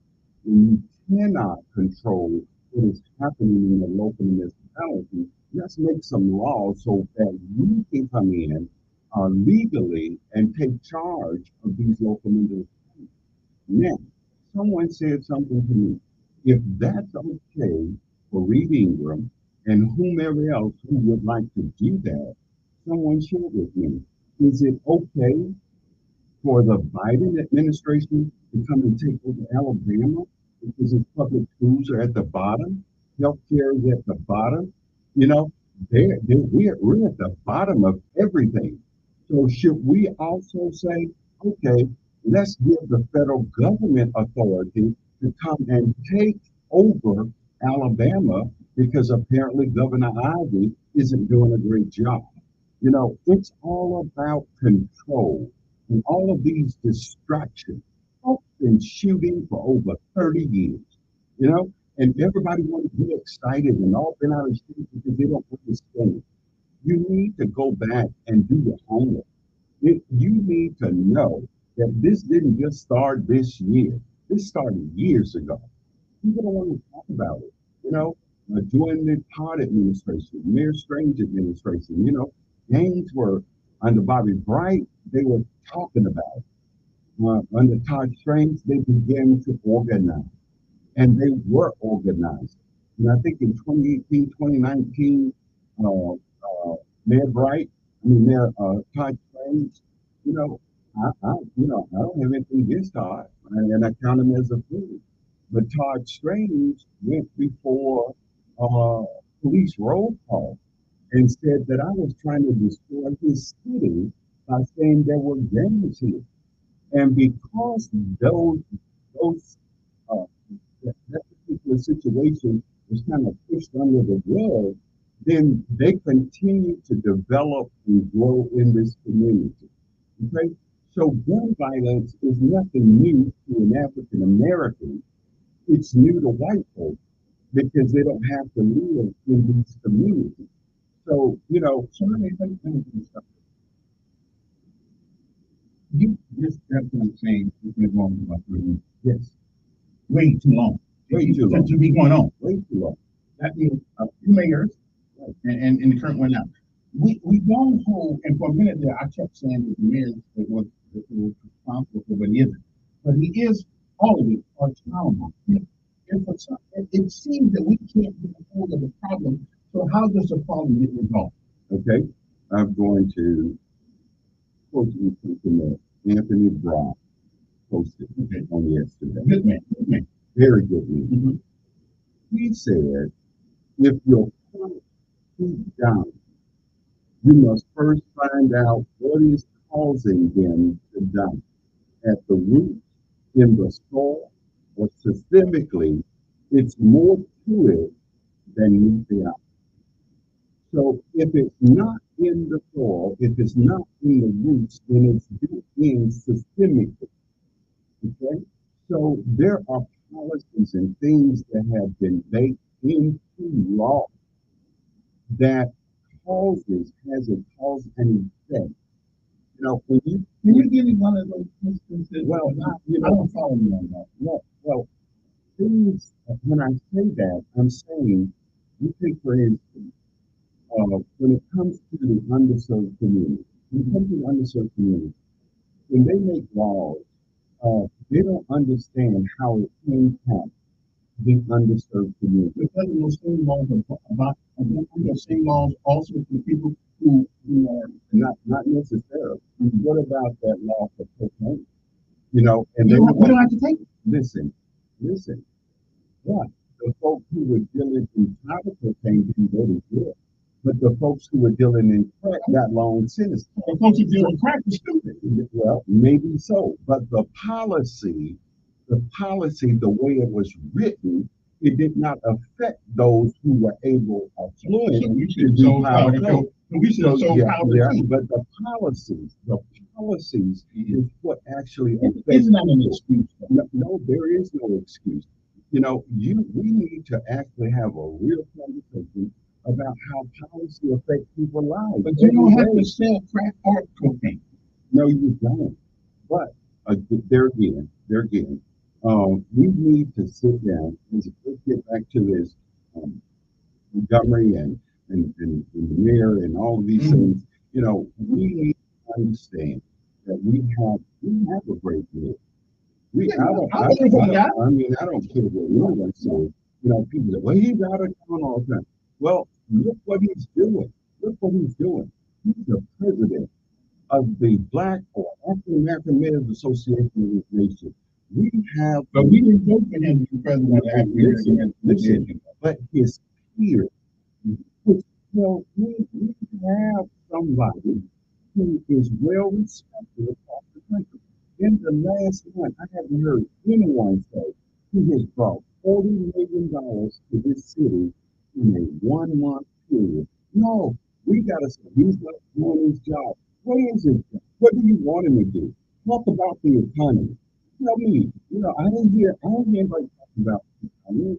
I didn't hear anybody talking about business, popping up all over the city, neighborhoods, communities, they're building houses all over the place. This city is flourishing. And we're going to have to recognize that there are people who used to be in charge of this city, who used to call the shots, and they're no longer calling the shots. And now create all of this confusion. We turn around getting shot. Multiple people. That takes away the glamour. Well, that's out of fear. I'm scared. That's out of Let's have a few. But the thing is, don't go back to your community. You know, like Reed Ingram, he called me about that. And he apologized. He apologized. And we talked about some things. And he and I need to have further discussions because, you know, he needs to be able to relate to the Black experience as opposed to going out and raising this level of anxiety with people, non-white citizens, making them believe that, you know, these kids are coming in your neighborhood, they're destroying it.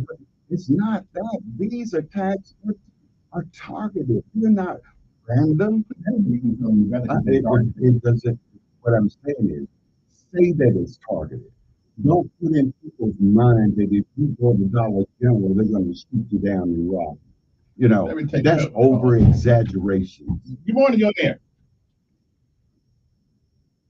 Morning. Good morning, Reed.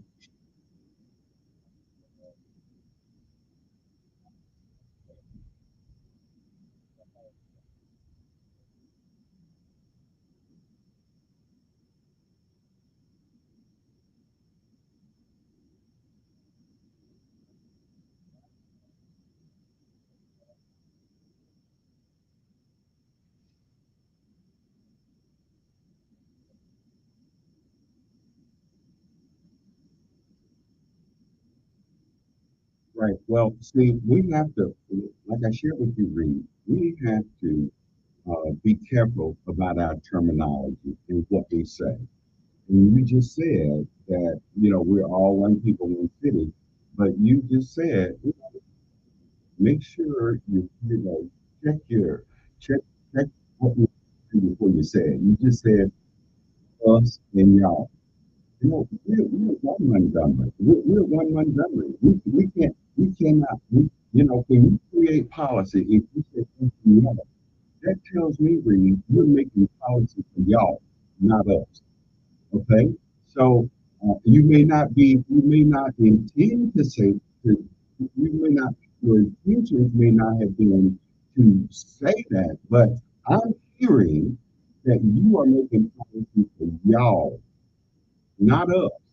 And your policies affect us in a negative way when you don't sit down and talk, get around the table. Like I told you, there are 18 elected officials here that represents this city. Y'all can get in the room and talk and stop all of this, you know, us and them. Do it for the better. And you know, go ahead.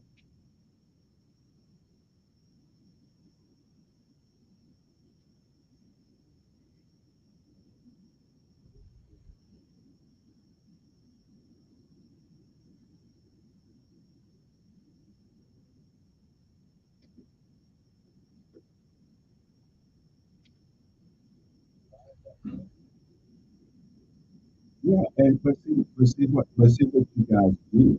You call out and say, Mayor Reed, Mayor Reed, Mayor Reed. None of you complained. I didn't hear anything. I didn't hear anybody complaining under Mayor Todd Stone. I didn't hear anybody complaining under Bobby Bryant. You know, and for me, as a citizen of Montgomery, and been out here and having worked with all three administrations, I can see what progress is being made and what it's not, and when the attacks are warranted and unwarranted. And I, you know, as an African American, I'm going to tell you how I really feel. I feel that some people in this country are attacking the mayor because he's an African American. You can't attack him. You can't attack him. You can't attack him on his intellect. You can't attack him on his intellect. You can't tackle. You can't get him on how he manages his city, other than to come back and say, "What are you going to do about all these children?" Why not call the parents up? Is he the parent of all the children? No, he's trying to create policy. So you guys have to try and help him. Please try to help him.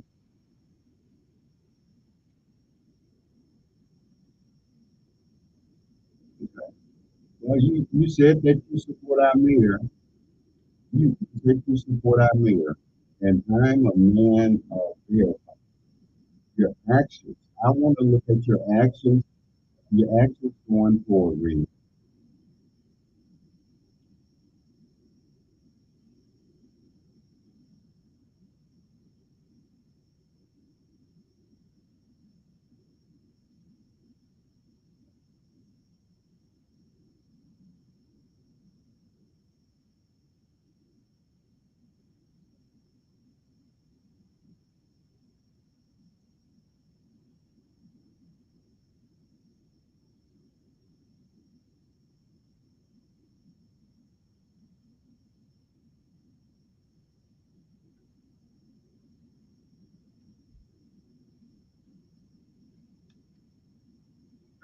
Okay.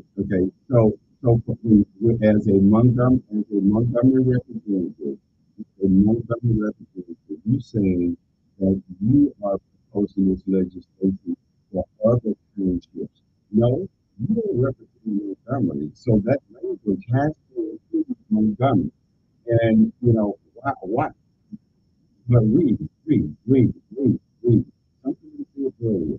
You asked me, you can create legislation to come in for the folks that are underperforming.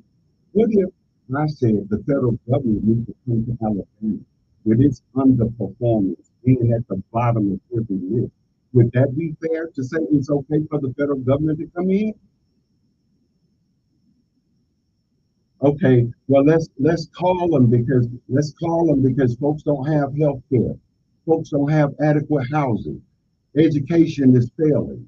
So can we just say federal government, come on down to Montgomery, Alabama, and take over the state capitol because Governor Ivy isn't doing her job. The citizens are dying, people are hungry, folks are being kicked out of their homes because they can't get decent jobs. Well, if you're going to apply that principle to local municipalities, then it ought to be okay to apply that same principle to the federal government and the state of Alabama.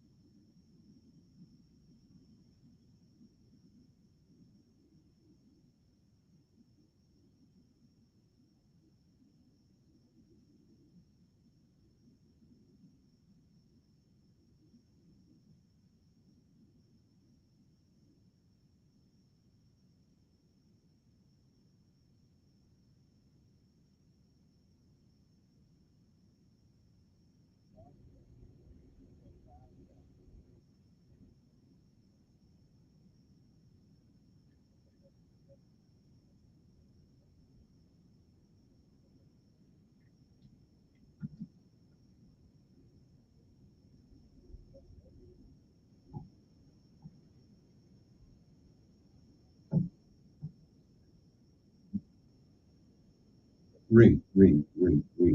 I, read, read, read, read.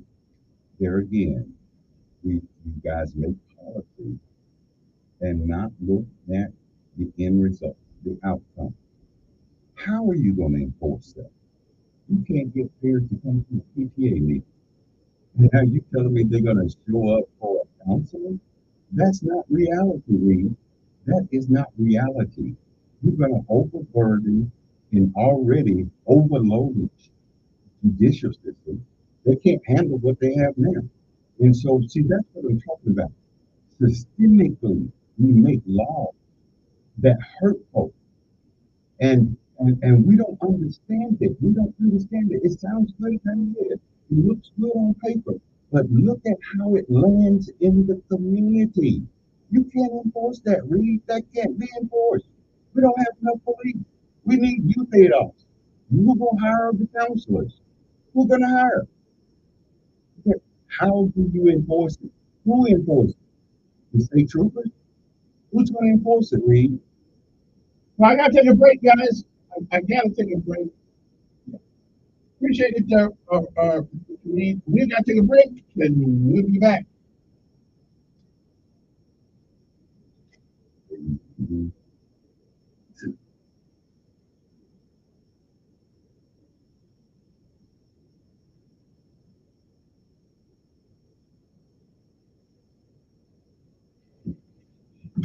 Alert weather forecast.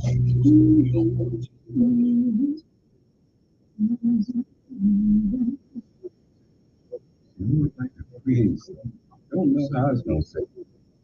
No. Another piece of it. You want a cup of water? Yes.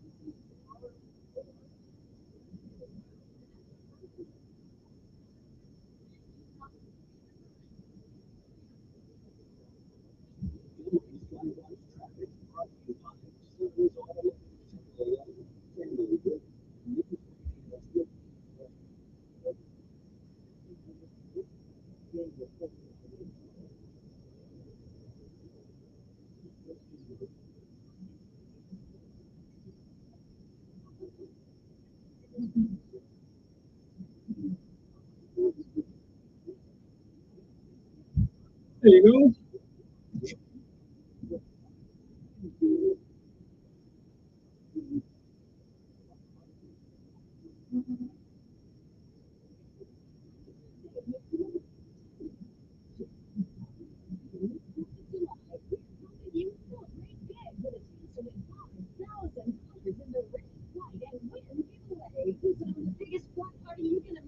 To get away on an amazing summer vacation or however you want to celebrate. Head to our website now to enter this national contest for your chance to red, white, and win $5,000. Enter the Red, White, and Win giveaway to the newsradio1440.com.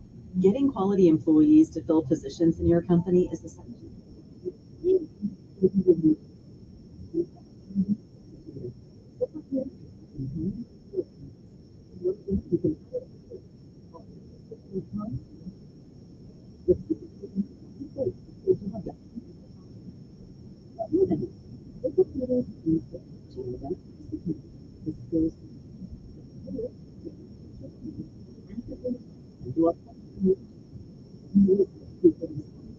Four out of 5 employers who post on ZipRecruiter get a quality candidate within the first day. That's right, the first day.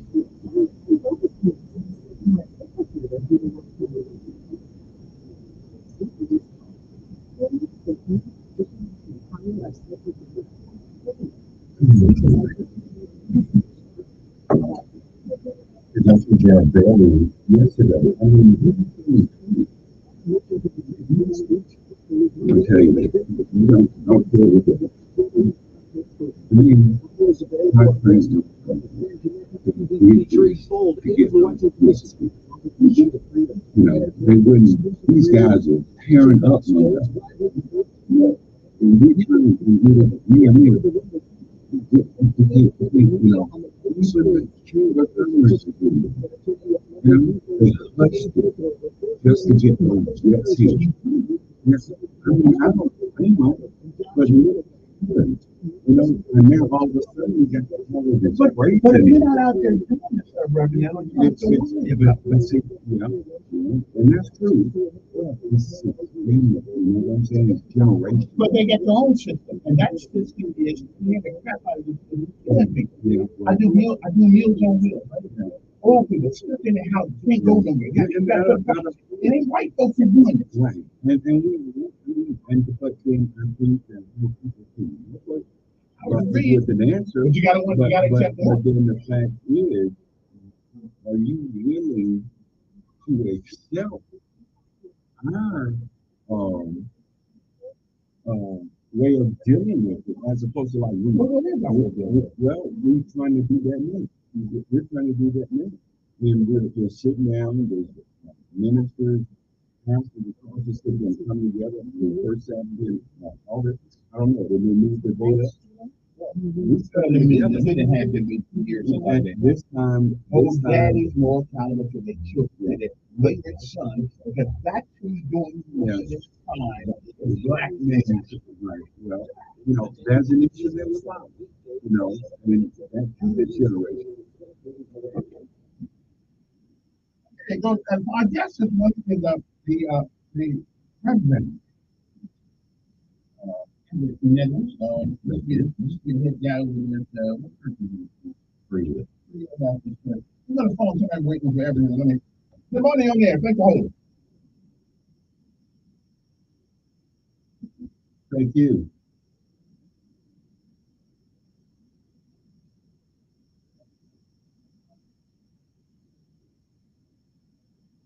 No, I haven't.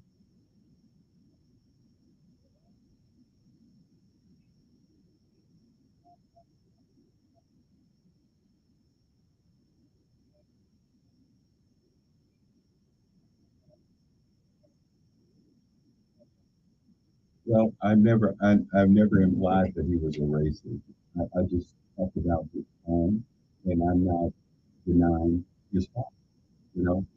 But then if you're going to have a passion, talk with people, and share, let's share, and see if it's workable enough, you know. And let me tell you, Reed did say that, I think he said that, the occupational tax to pay for, free salaries and things like that. I think in that conversation yesterday, he shared his heart and he said, well, it, basically, I think he'll support it because he understands that we need a continual flow of revenue in order to support immigrant police department and police officers.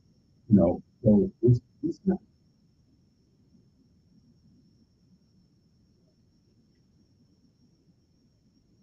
right.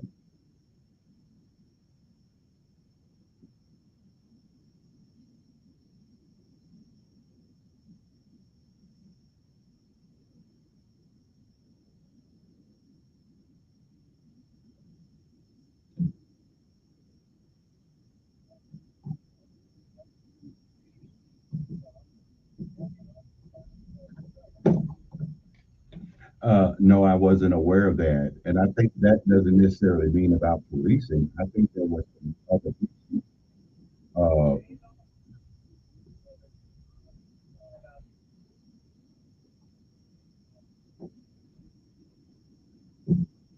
yeah.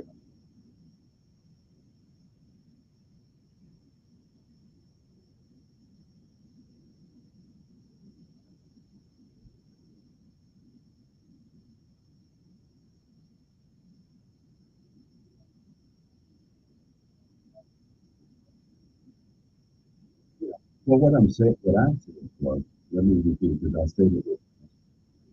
What I said was, what is the difference between a state capable of a local municipality or and the federal government over the state?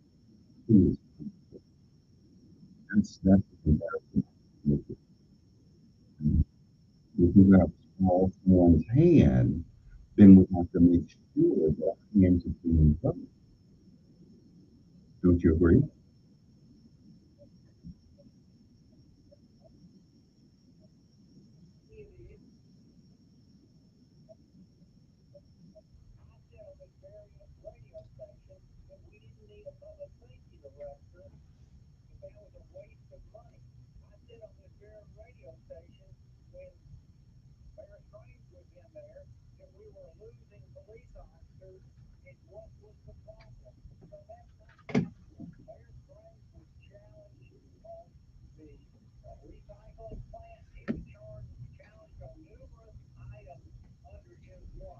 Yeah, but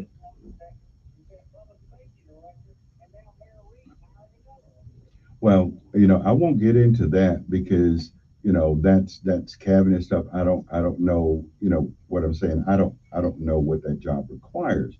But my thing is that when Mayor Strange was in, I didn't hear a public outcry like I'm hearing today. Well, there was. There was. I was right here. There was. My thing is, there. We could have nipped some of this stuff in the bud in 2019 if folks would have been willing to accept the fact that there were gangs here in Montgomery. And I know the district attorney said yesterday, well, they're not national gangs, they're neighborhood gangs. They initiated originally. Gangs started at McDonald's in its old location on Fairview Avenue. The Crips had their first meeting. Their first recruitment school was Lanier. I was there trying to convince young men not to go to this organization meeting. Okay? So we had Bloods, we had Crips, we had all these folks in the community. Yeah, they're scattered now, but they're still flying a color. They're still under a color. So let's just, instead of trying to rehash old things, why not we try to just move forward? Let's just work together. Let's pointing fingers at Todd or anybody else. It won't do us any good today.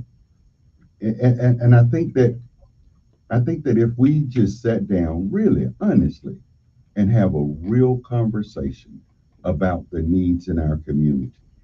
I don't expect, and I know Reed has passion, and I understand that. You said, well, he employs Black people, but how many of those Black people have you followed back into their neighborhood to see how they live, what's going on around them? So we can have a conversation because Reed covers Pike Road. Reed cover Pike Road. I'm in the inner city, which are two totally different lifestyles and things that goes on. I don't understand the white experience, and I don't expect you all to understand the Black experience. Good morning, you're on there. Yeah. Hello.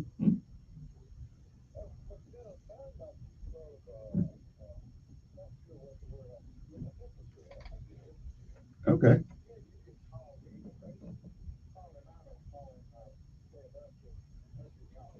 That's right.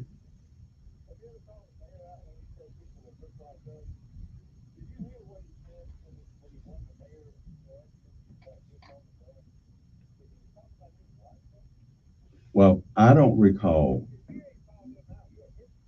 Well, you can't call me a hypocrite if you don't know what I've done. I think what you I think uh, uh, sir, sir, sir, Bill Clinton. Well, see, that's your ignorance. You're just ignorant, my man. And so I don't have time for folks like you. I pray for Okay. folks like you. Good morning, you're on there.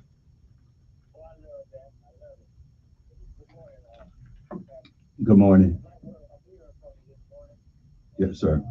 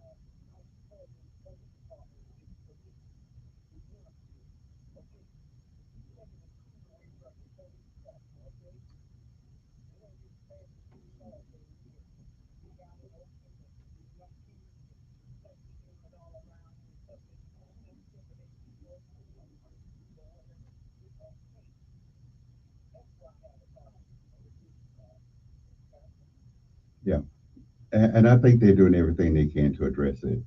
I really do. I really do. And hopefully, soon they can address, permitless carry and things like that. Good morning, on there. Good morning. Good morning.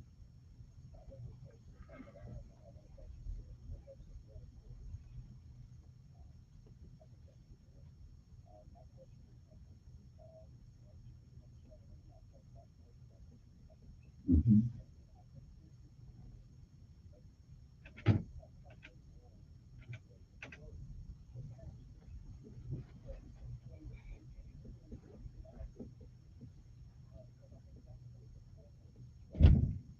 Well, well, bless you too, sir. Believe it or not, there are some issues there as it relates to pastors and race. I was engaged in that type of conversations after George Floyd and all of those things, and it didn't turn out well. Um, there, uh, I don't know if I should be trying to go into this, but there are some white clergy in this city that we don't see Jesus the same way, and we don't understand Jesus' teachings the same way. So it would be difficult for us to call a city together when we, as clergy, are divided on the teachings of Jesus. But something we can work toward going forward. I welcome that. I've always tried to walk in peace. Sometimes my voice sounds like I'm angry or whatever. No, I just speak with passion sometimes. You would have to do a lot to make me angry. This is not who I am. But back to Montgomery. Um, Reed Ingram on the phone, he may need to call back. I'll stay up 3 minutes if he would, and talk to me about the occupational tax because I think in our private conversation yesterday, I think Reed said that it never came up. But from my understanding, that he and Barfoot. Hold that phone.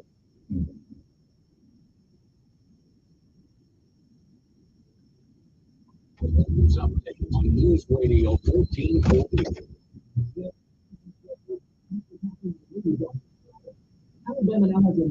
Interesting conversation.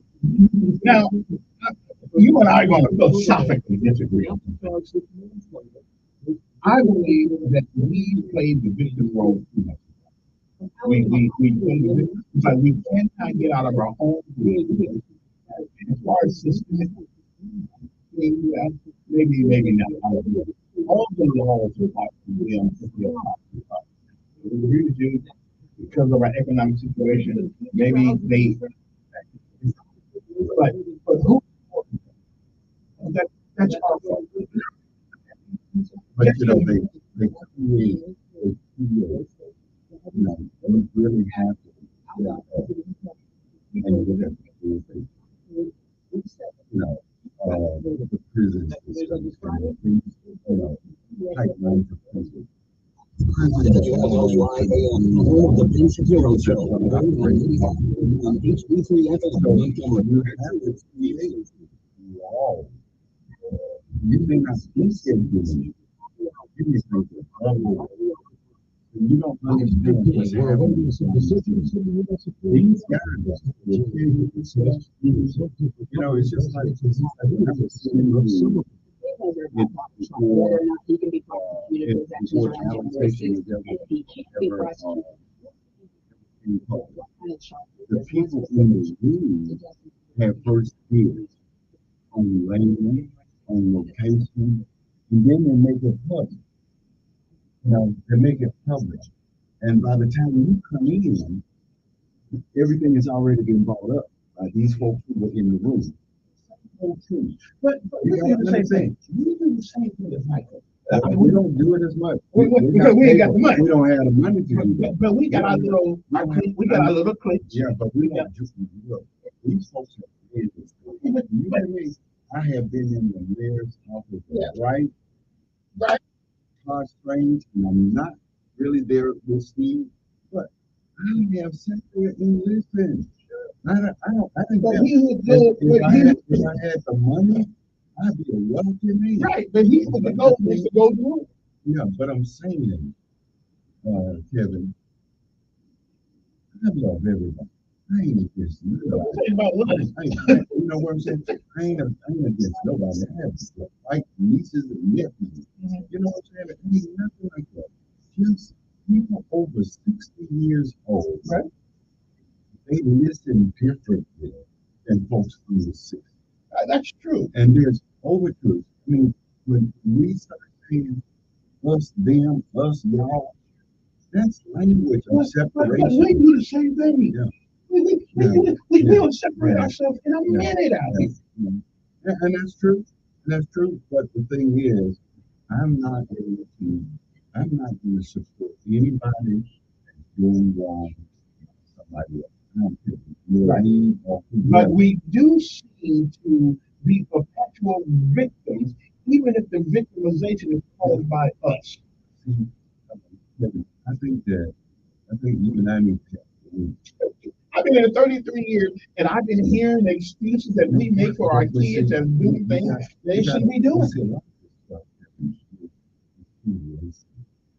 It really is. It really is. I mean, we got logic and reason and a brain. I understand it, but there's a difference between these in the generational cycle of things. You know, it's like we don't really expect men, like in slavery, the men were removed from the home.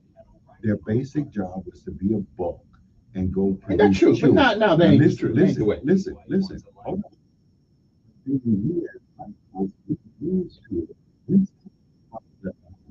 What do we say? It's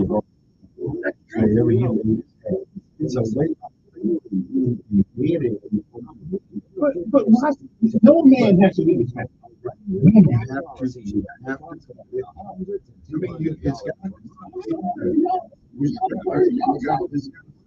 Right. No man has to be. I mean,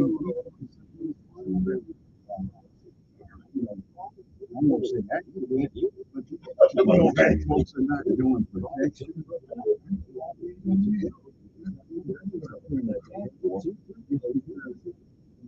Worried about unwanted children and not getting rid of kids that love and doing why can't we increase PR about contraception? You know what they got in legislation right now? Absolutely. We're only good. Is it real? No. It sounds good. It sounding good. But and you being have real. I'm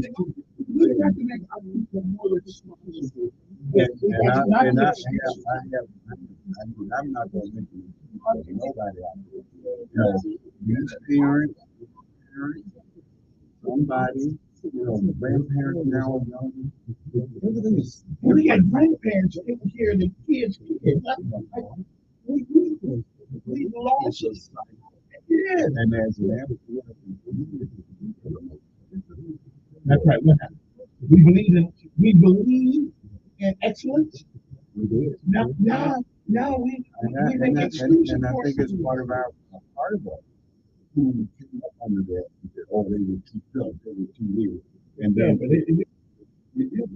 I appreciate that. Some abuse in here. Okay, it wasn't abuse. It was good. But good now. It wasn't good then. You know what I say, Kevin? I think each culture knows how to discipline its students. The culture now ain't disciplining. Everybody we can't ever be perpetual victims of our own making. And we're doing that now. Because you can't get a good job if you got 5 different babies by 5 different women and a job working that job. Your kids are desperate for poverty. School is free. High school is free. If you do good in high school, you can be functional out here. You have to go to college. You ain't doing your phone. The black water, not too many. many of us who don't, and we let women use kids against their day. We just gotta do a better job of following that through. We just do. People know. The whole me. The whole me. I know you think you're blah, blah, blah. And we all the excuses with it. I understand systemic things. But you know what? There are more great poor people in America than black. And you know, okay, so they suffer too. And they, you know, we don't even have health care in a lot of these places in North Alabama. No, North Alabama got just the union of these people they do right here in Montgomery. Sure. So it's a cultural issue. Yeah. You know what I'm saying? Oh. Right. Yes. And we have different culture everything here. Yeah. There's stuff I see people say.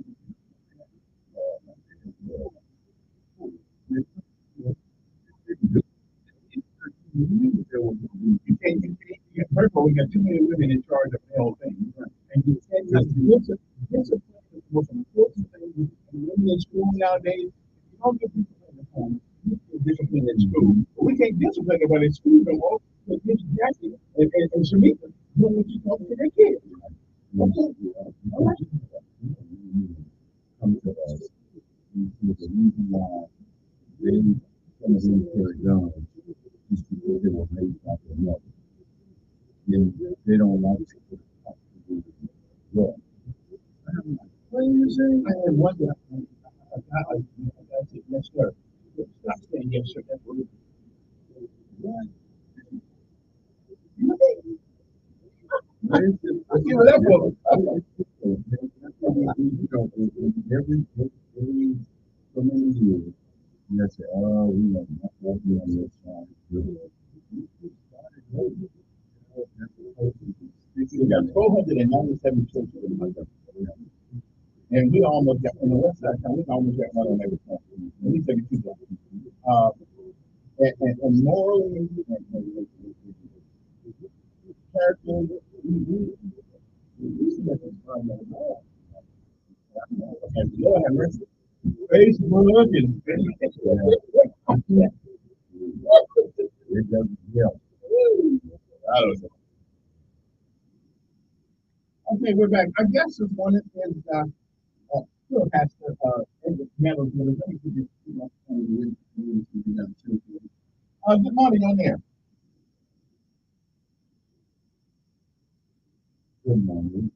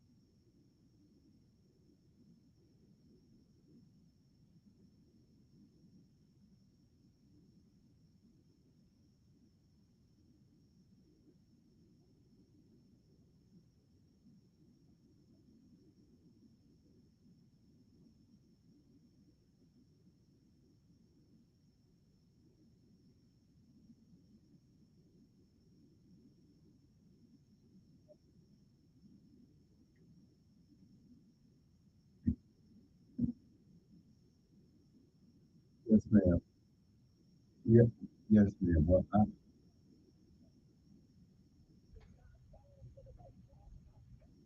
yes, ma'am. Yes, ma'am. God bless you, ma'am. He did. Good morning on there.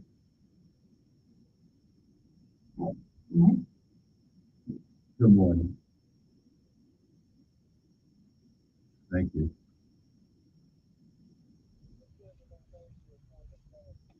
Yeah, That's where we don't dis. That's where we disagree. Yeah.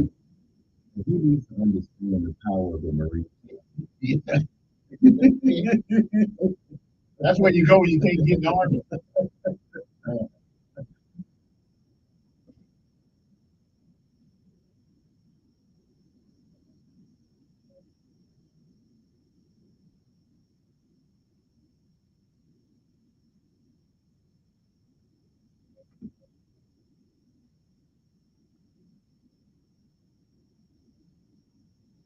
Yeah, yeah, yeah. Yes, sir. Yes, sir. I'll share with you that Pastor Ronald Davis of the he's a pastor base. He's the president of Metro Ministry Ministry Alliance, and they're working right now in Southern City to have a summit where we are asking the community, and hopefully we can walk away with some plans and some next steps forward. So, you know, we'll publicize it, and we just want the community to be a part. Well, one thing you're good at is having meetings. Good money on it. Yes, sir. Just fine. Thank you. Great, sir.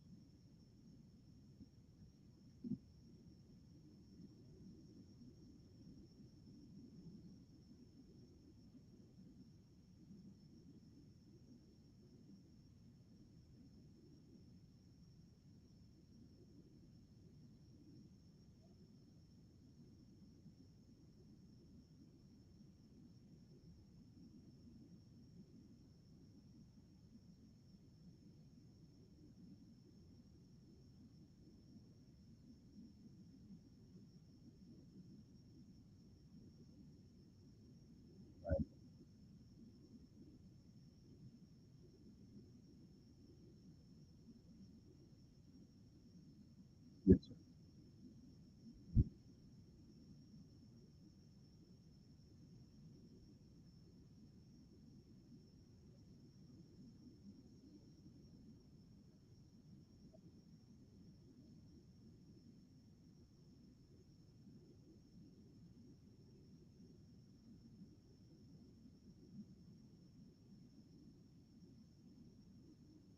Yes, sir. Yeah. We'll put it on the radio and make sure you hear all about it. Yeah. I'm sure we put it on the radio. Yes, sir. Yes, sir. Yes, sir. You can- yes, sir.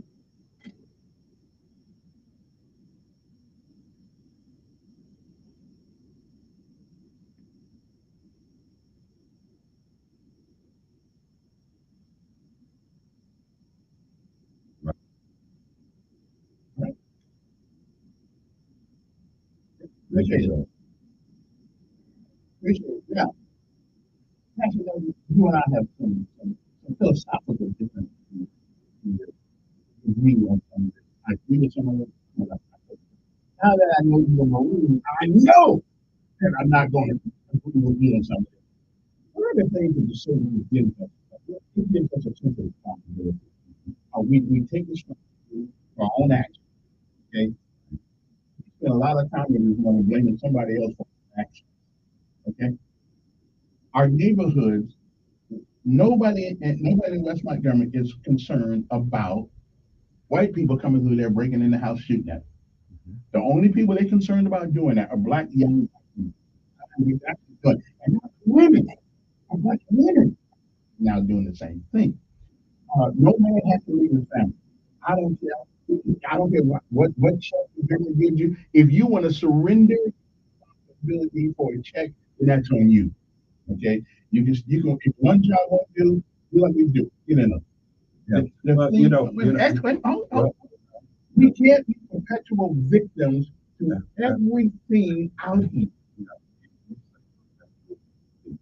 Victimization. And that's because you understand things from a surface perspective. And I've been black for 67 years. Well, I don't know. I don't know if you live black.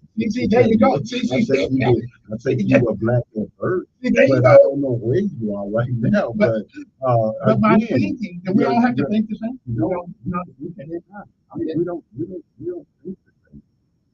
We don't want to. We are different. So we say, well, they do this, they do that. Even back when they started trying to help with housing, public housing, the government said that man could live in a room. So don't take the money. Don't take it. Well, where's she going to go? Get 3 jobs. See, that's your thing. That's your thing. That's what you got to do. But reality, your thinking, in reality, is 2 different. So you're going to surrender your manhood for it.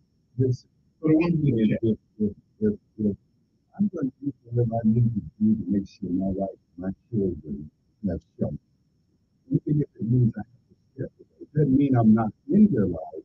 It means that I can't live on the same roof. I'm going to do what I need to do to make sure that my wife is children. What do we do before they get there? Listen. The system set it up so that fathers would be separated. You don't have to do it. No. You don't have to do it. Operate in reality. I know, but you don't have to do it. Like, acknowledge the fact that you don't have to do it.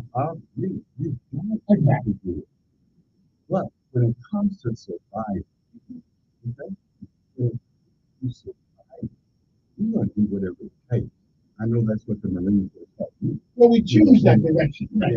When it comes to surviving, and within surviving, you're going to do some things that you thought you would never do if you become survive. But that separation has been there forever. And we were talking about the air. We were talking about the air. You got to understand generations of things that is just, I'm just like mom and papa. I'm about 2 or 3 My aunt was born in 1875. Died in 107 years. And my stomach, when I did down my life, she was still living in slavery. So there are things that happened back then that are still affected now. Even with our, and I know, white people, please don't get offended and talk about slavery and get bent out of shape, saying somebody fought me. This is our reality. This is our reality. So the black male was a buck. He wasn't allowed to stay with his wife and children. He was separated, moved around to create babies, and then the next plantation owner say, hey, he's a good buck. Bring him over here. So that stuff, and even as African Americans, we move that thinking forward in our music. Papa was a rolling stone. Wherever he laid his hat was his home. And when Papa died, all he left me was alone. We move that conversation forward. And those are things that we have to look into. How do we cut this off? How do we stop that kind of conversation? How do we stop that kind of thing? So that's something totally different, Kevin, and I don't expect you to understand that. As like I said, you have been black all your life. You're not black. You were black half your life. Yeah. Okay. And you know that's a standing joke. Yeah. I don't want folks to think I understand it. You know, we joke about that. But I do know what, right, in order to change, I want to see that the change recognition. And that's exactly right, Kevin. And I think it's the end. This is what I'm saying. This is all I've been trying to say. You know, to Reed and everybody else. Let's forget about the stuff and come to the thing. But hold people responsible for what they do. Right. That's right. That's right. It's time for accountability and all of that. Yeah. All right. All of that. What?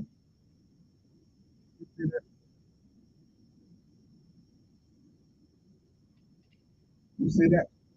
There's 3 or 4 lines on public property. It's public property. It's public property.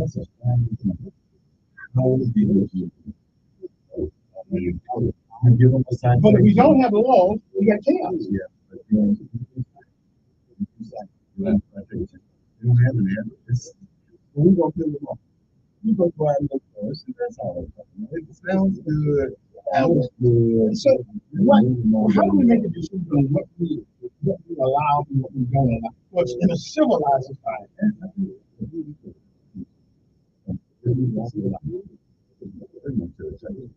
You know, every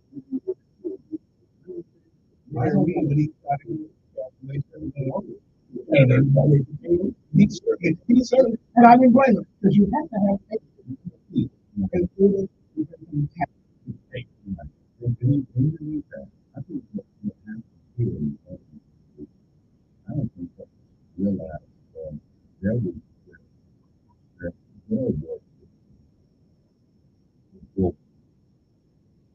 there are people in this group that live in not let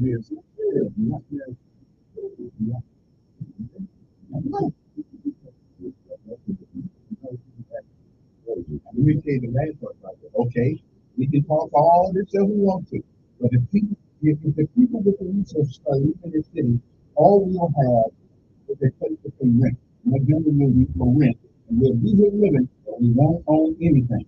We keep running people out of town by killing each other. We're killing them. So my government will be for rent. Yeah, I mean, we have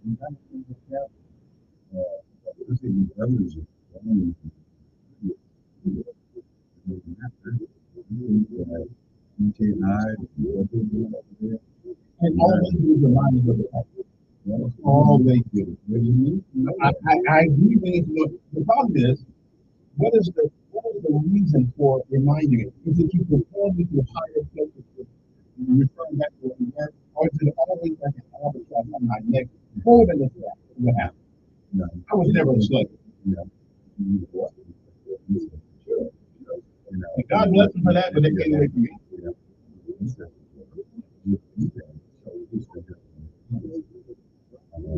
You're a slave now?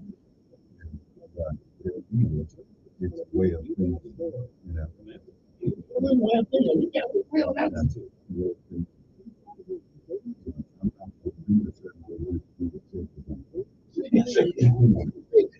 I think this way because that's the way my mother raised me. She's Mississippi.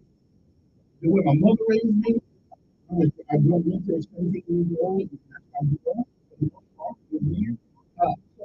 perspective on life is responsibility.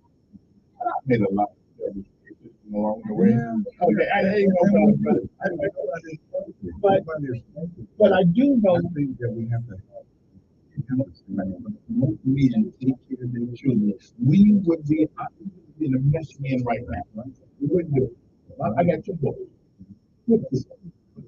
And they never been out there robbing because even though I'm even so hungry. But I tried to be a good father. I didn't have that.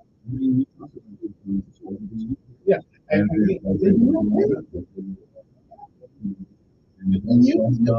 mean, everybody. We gotta start holding our boys. Like,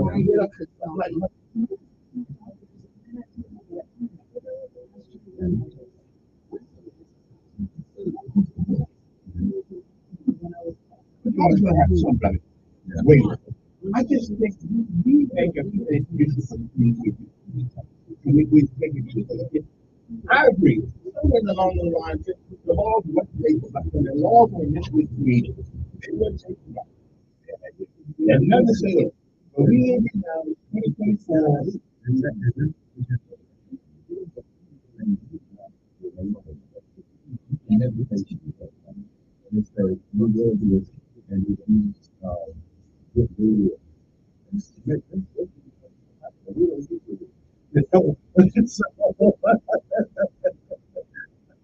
All right, and we are back. Pastor Evans, he got some complaints about Michigan about the law that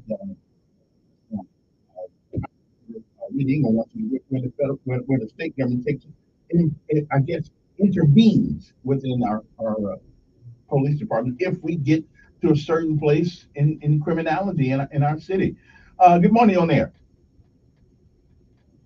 Morning. Good morning. Good morning. Who is this?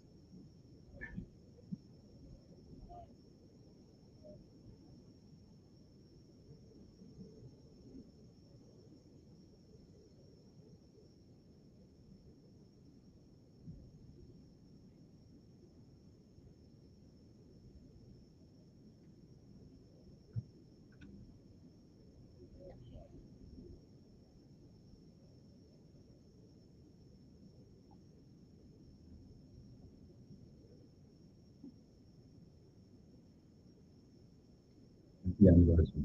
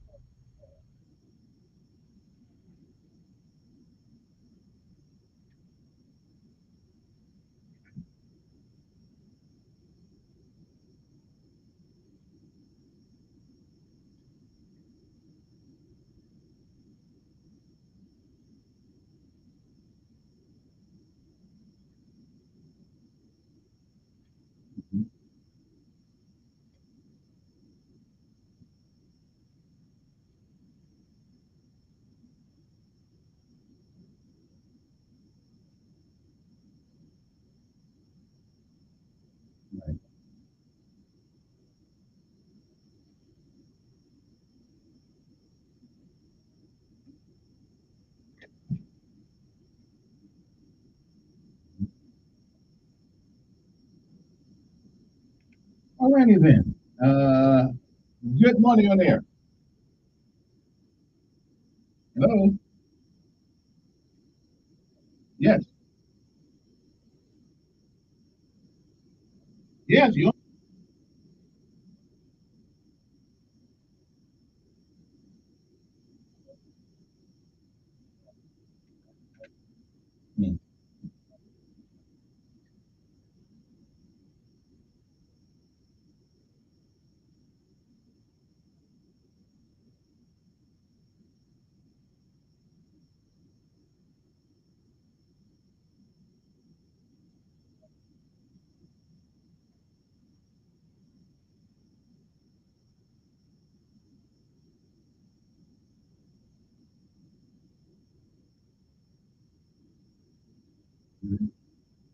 You're right. You're right. You're actually right.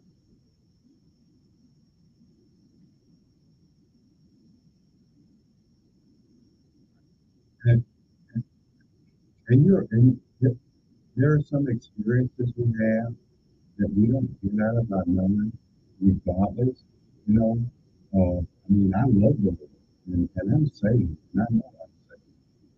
But as a child, here in Montgomery, I was at a parade as a little boy with my mother, and Montgomery used to have Mardi Gras parade, and they threw some beads off the float. I reached down to pick the beads. A white man. I didn't see his face. I can't remember his face, but I remember those black shiny shoes that he put on my hand and twisted and said, "These beads belong to white children." That's my experience. You know, I could be angry at everybody. I could have a heart full of hate. But folks don't. Folks say, "Well, if you say something about that, you are just standing the flames or whatever." That is something that actually happened. And no matter how much I grow in Christ, it doesn't erase what happened to me. You know,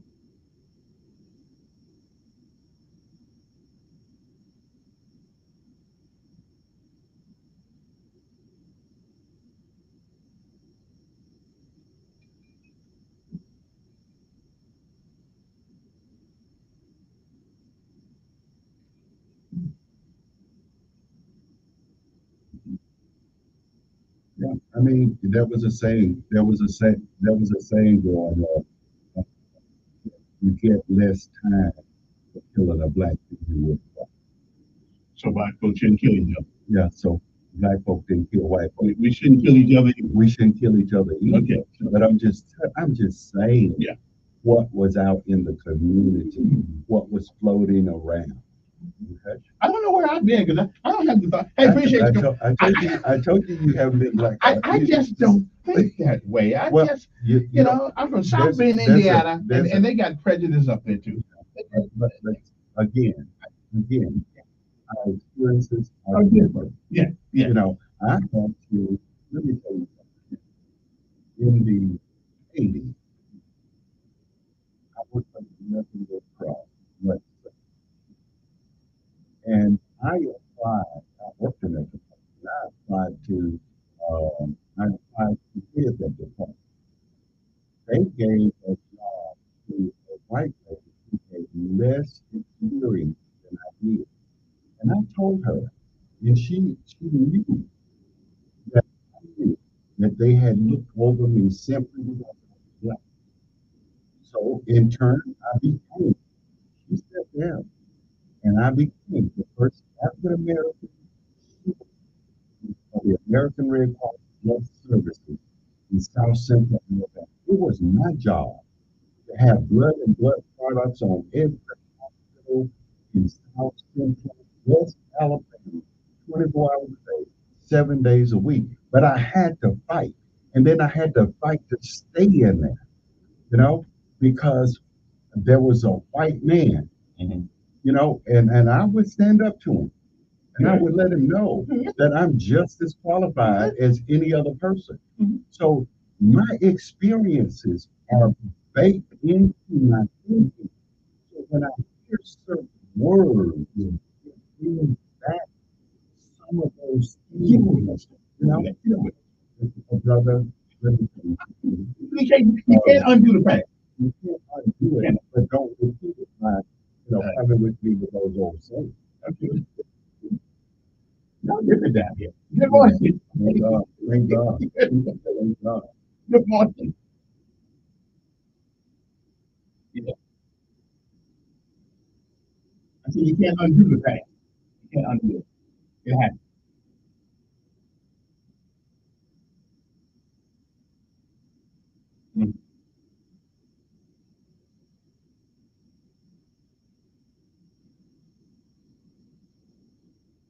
Uh, yeah, I think that's not good.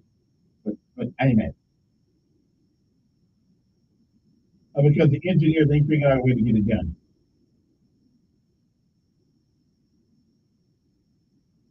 Y'all need to engineers solve problems. If you have a problem, fix the problem. Then fix the problem. You're an engineer. Fix the problem. Again, fix the problem.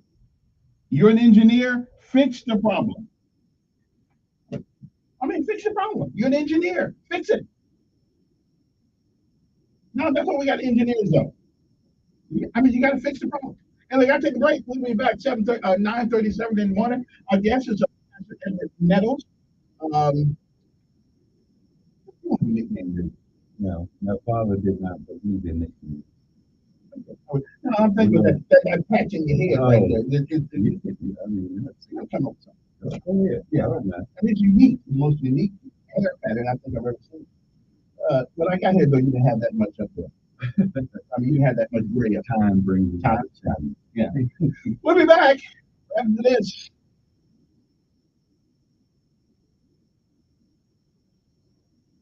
And the new appointed chief, he's a wonderful guy. Oh, God. I never spoke to the chief.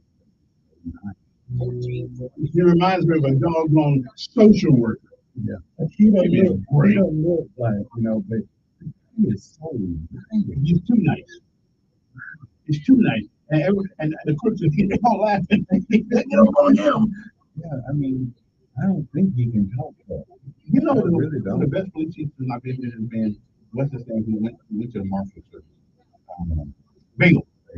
I think Art Baylor was a tough, but I think he was fair, but he was tough. And that's what we did. And Kevin Murphy was a little tough. People complained that he wanted to shine at you. Yeah, he wanted you to look professional. And that's like he had that military. You just need to look good. Yeah, and they didn't like that. No, we had uniform. Usually,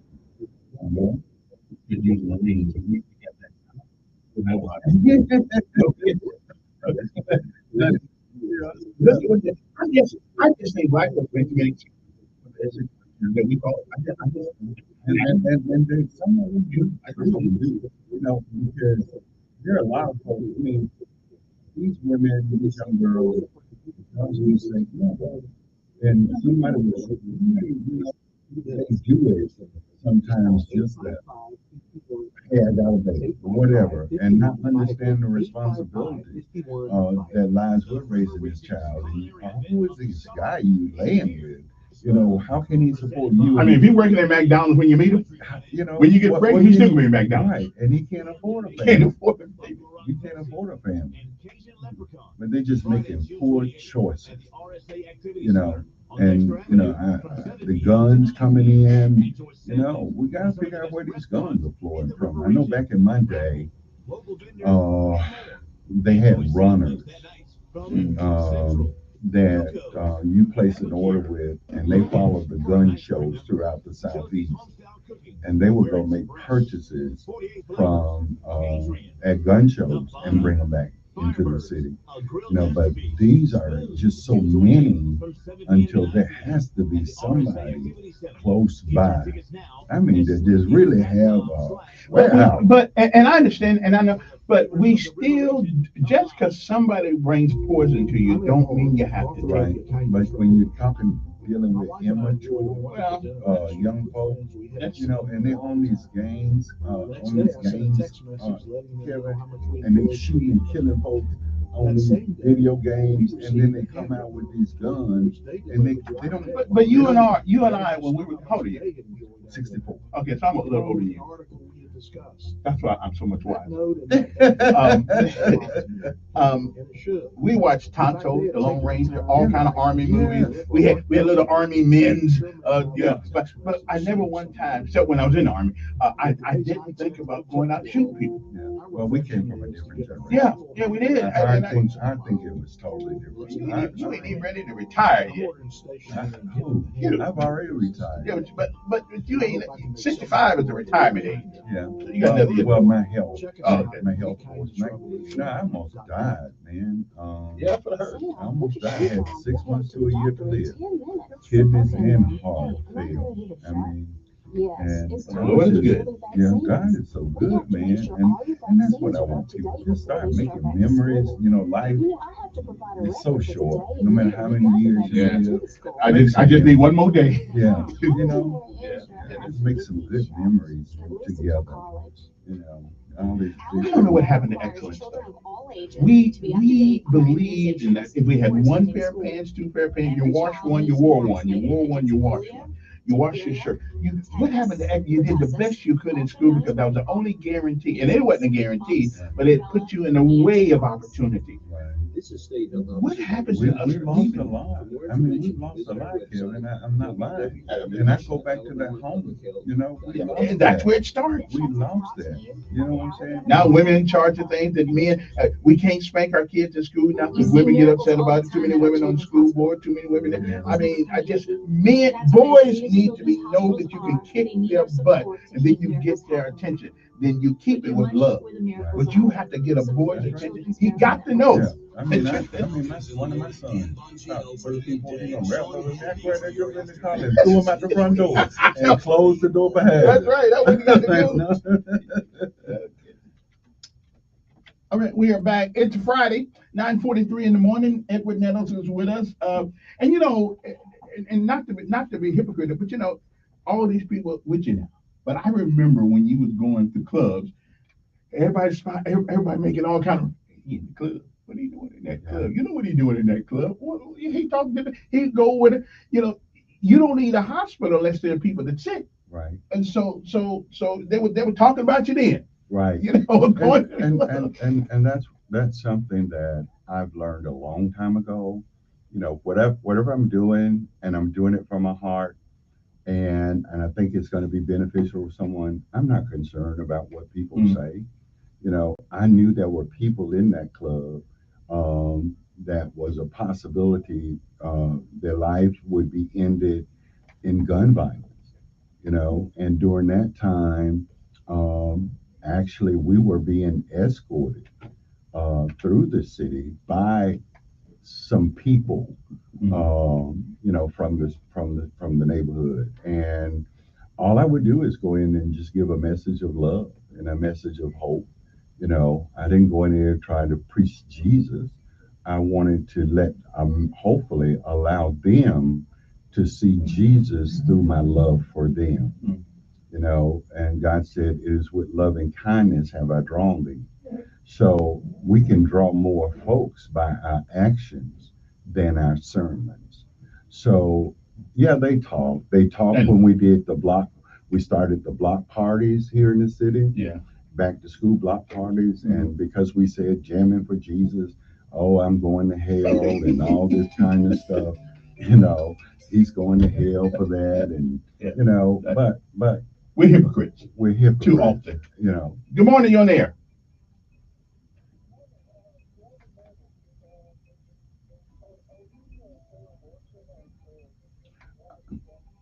A woman's right to choose. I'm for a woman's Well, let me say this to you, sir. Whatever I be, what let no let whatever I believe, whatever look, you say supposed to be. Let him answer the question, Carl. Let him answer the question. You want me to believe what you believe. My thing is this, brother. Listen, whatever even my religious belief, I'm not forcing them on anyone. I'm gonna live what I believe. Okay? I'm not gonna come to your house and say you gotta believe what I believe. That's not who Jesus was. Listen, I'm not gonna have this Okay. conversation with you. All right, Carl. Hey, appreciate it. Appreciate it. I think he answered your question though. Good morning, on air. Yes. Good morning.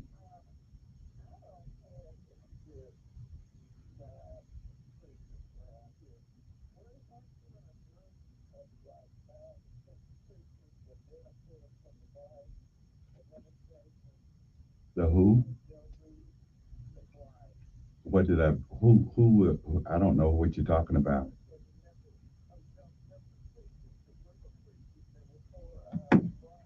No, I don't. No, I don't.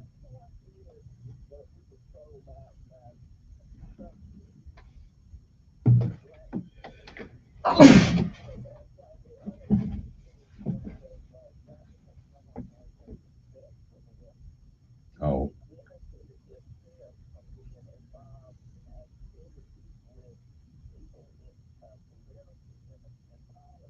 Mhm.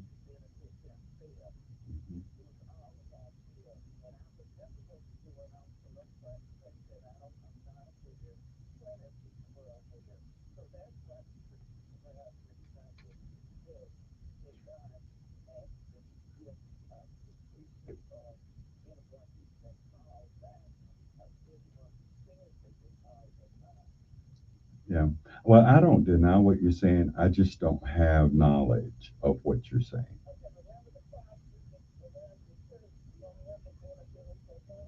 No, ma'am, we didn't benefit from any.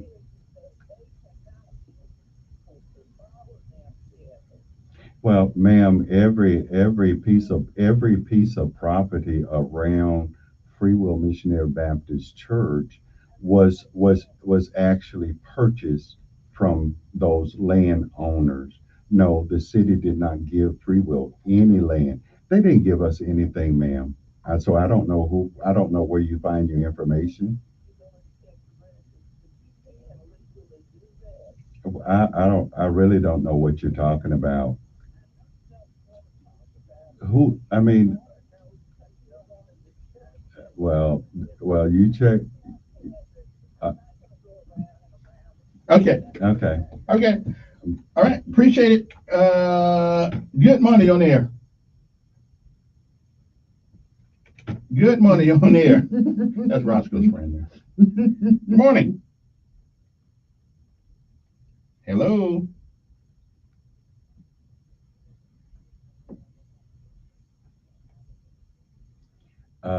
It was something. I, It was way back in the day. okay. He just called already. We're going to keep moving on. Good morning, on air. Okay. Oh, good morning. That's you.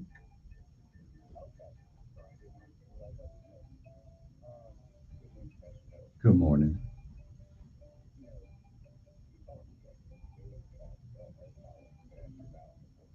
Hmm.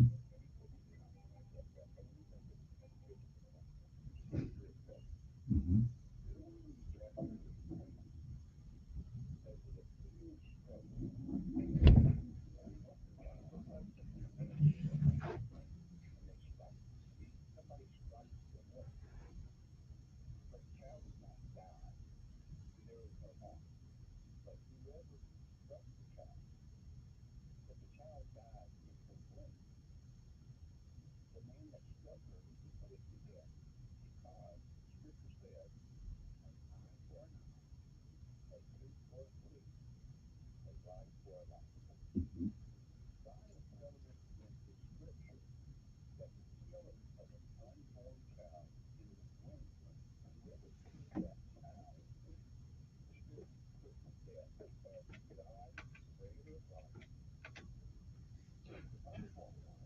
Yes, sir.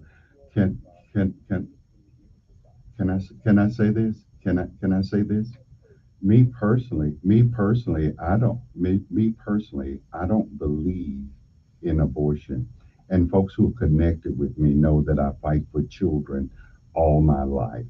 But as it relates to scripture, that's sometimes, you know, our belief system. So what you just quoted was Old Testament, which is meaning under the law. We're no longer under the law. We're under grace. Those are the writings of the law. So we're under grace. We're no longer under the law. So why are we trying to put people back under the law when Jesus brought us grace?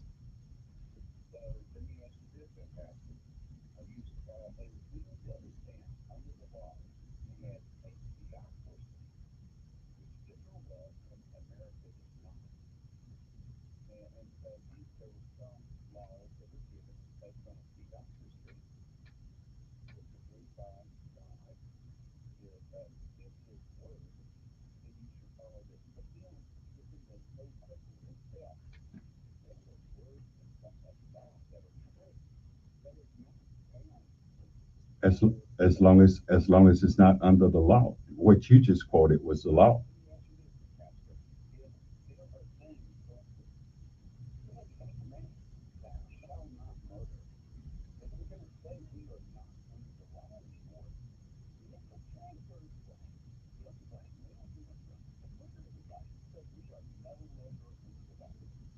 I I I don't understand where you're going. I don't understand that.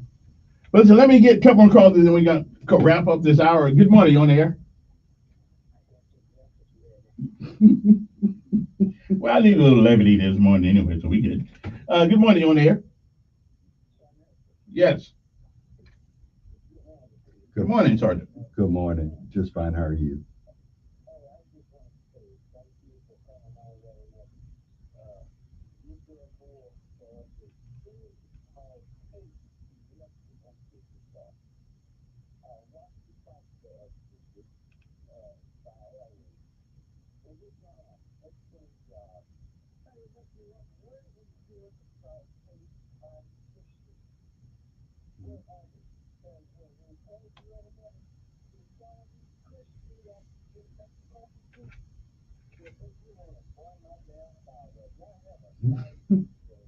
Okay, well, don't be burning the Bible up. Good morning, you on the air. Yes.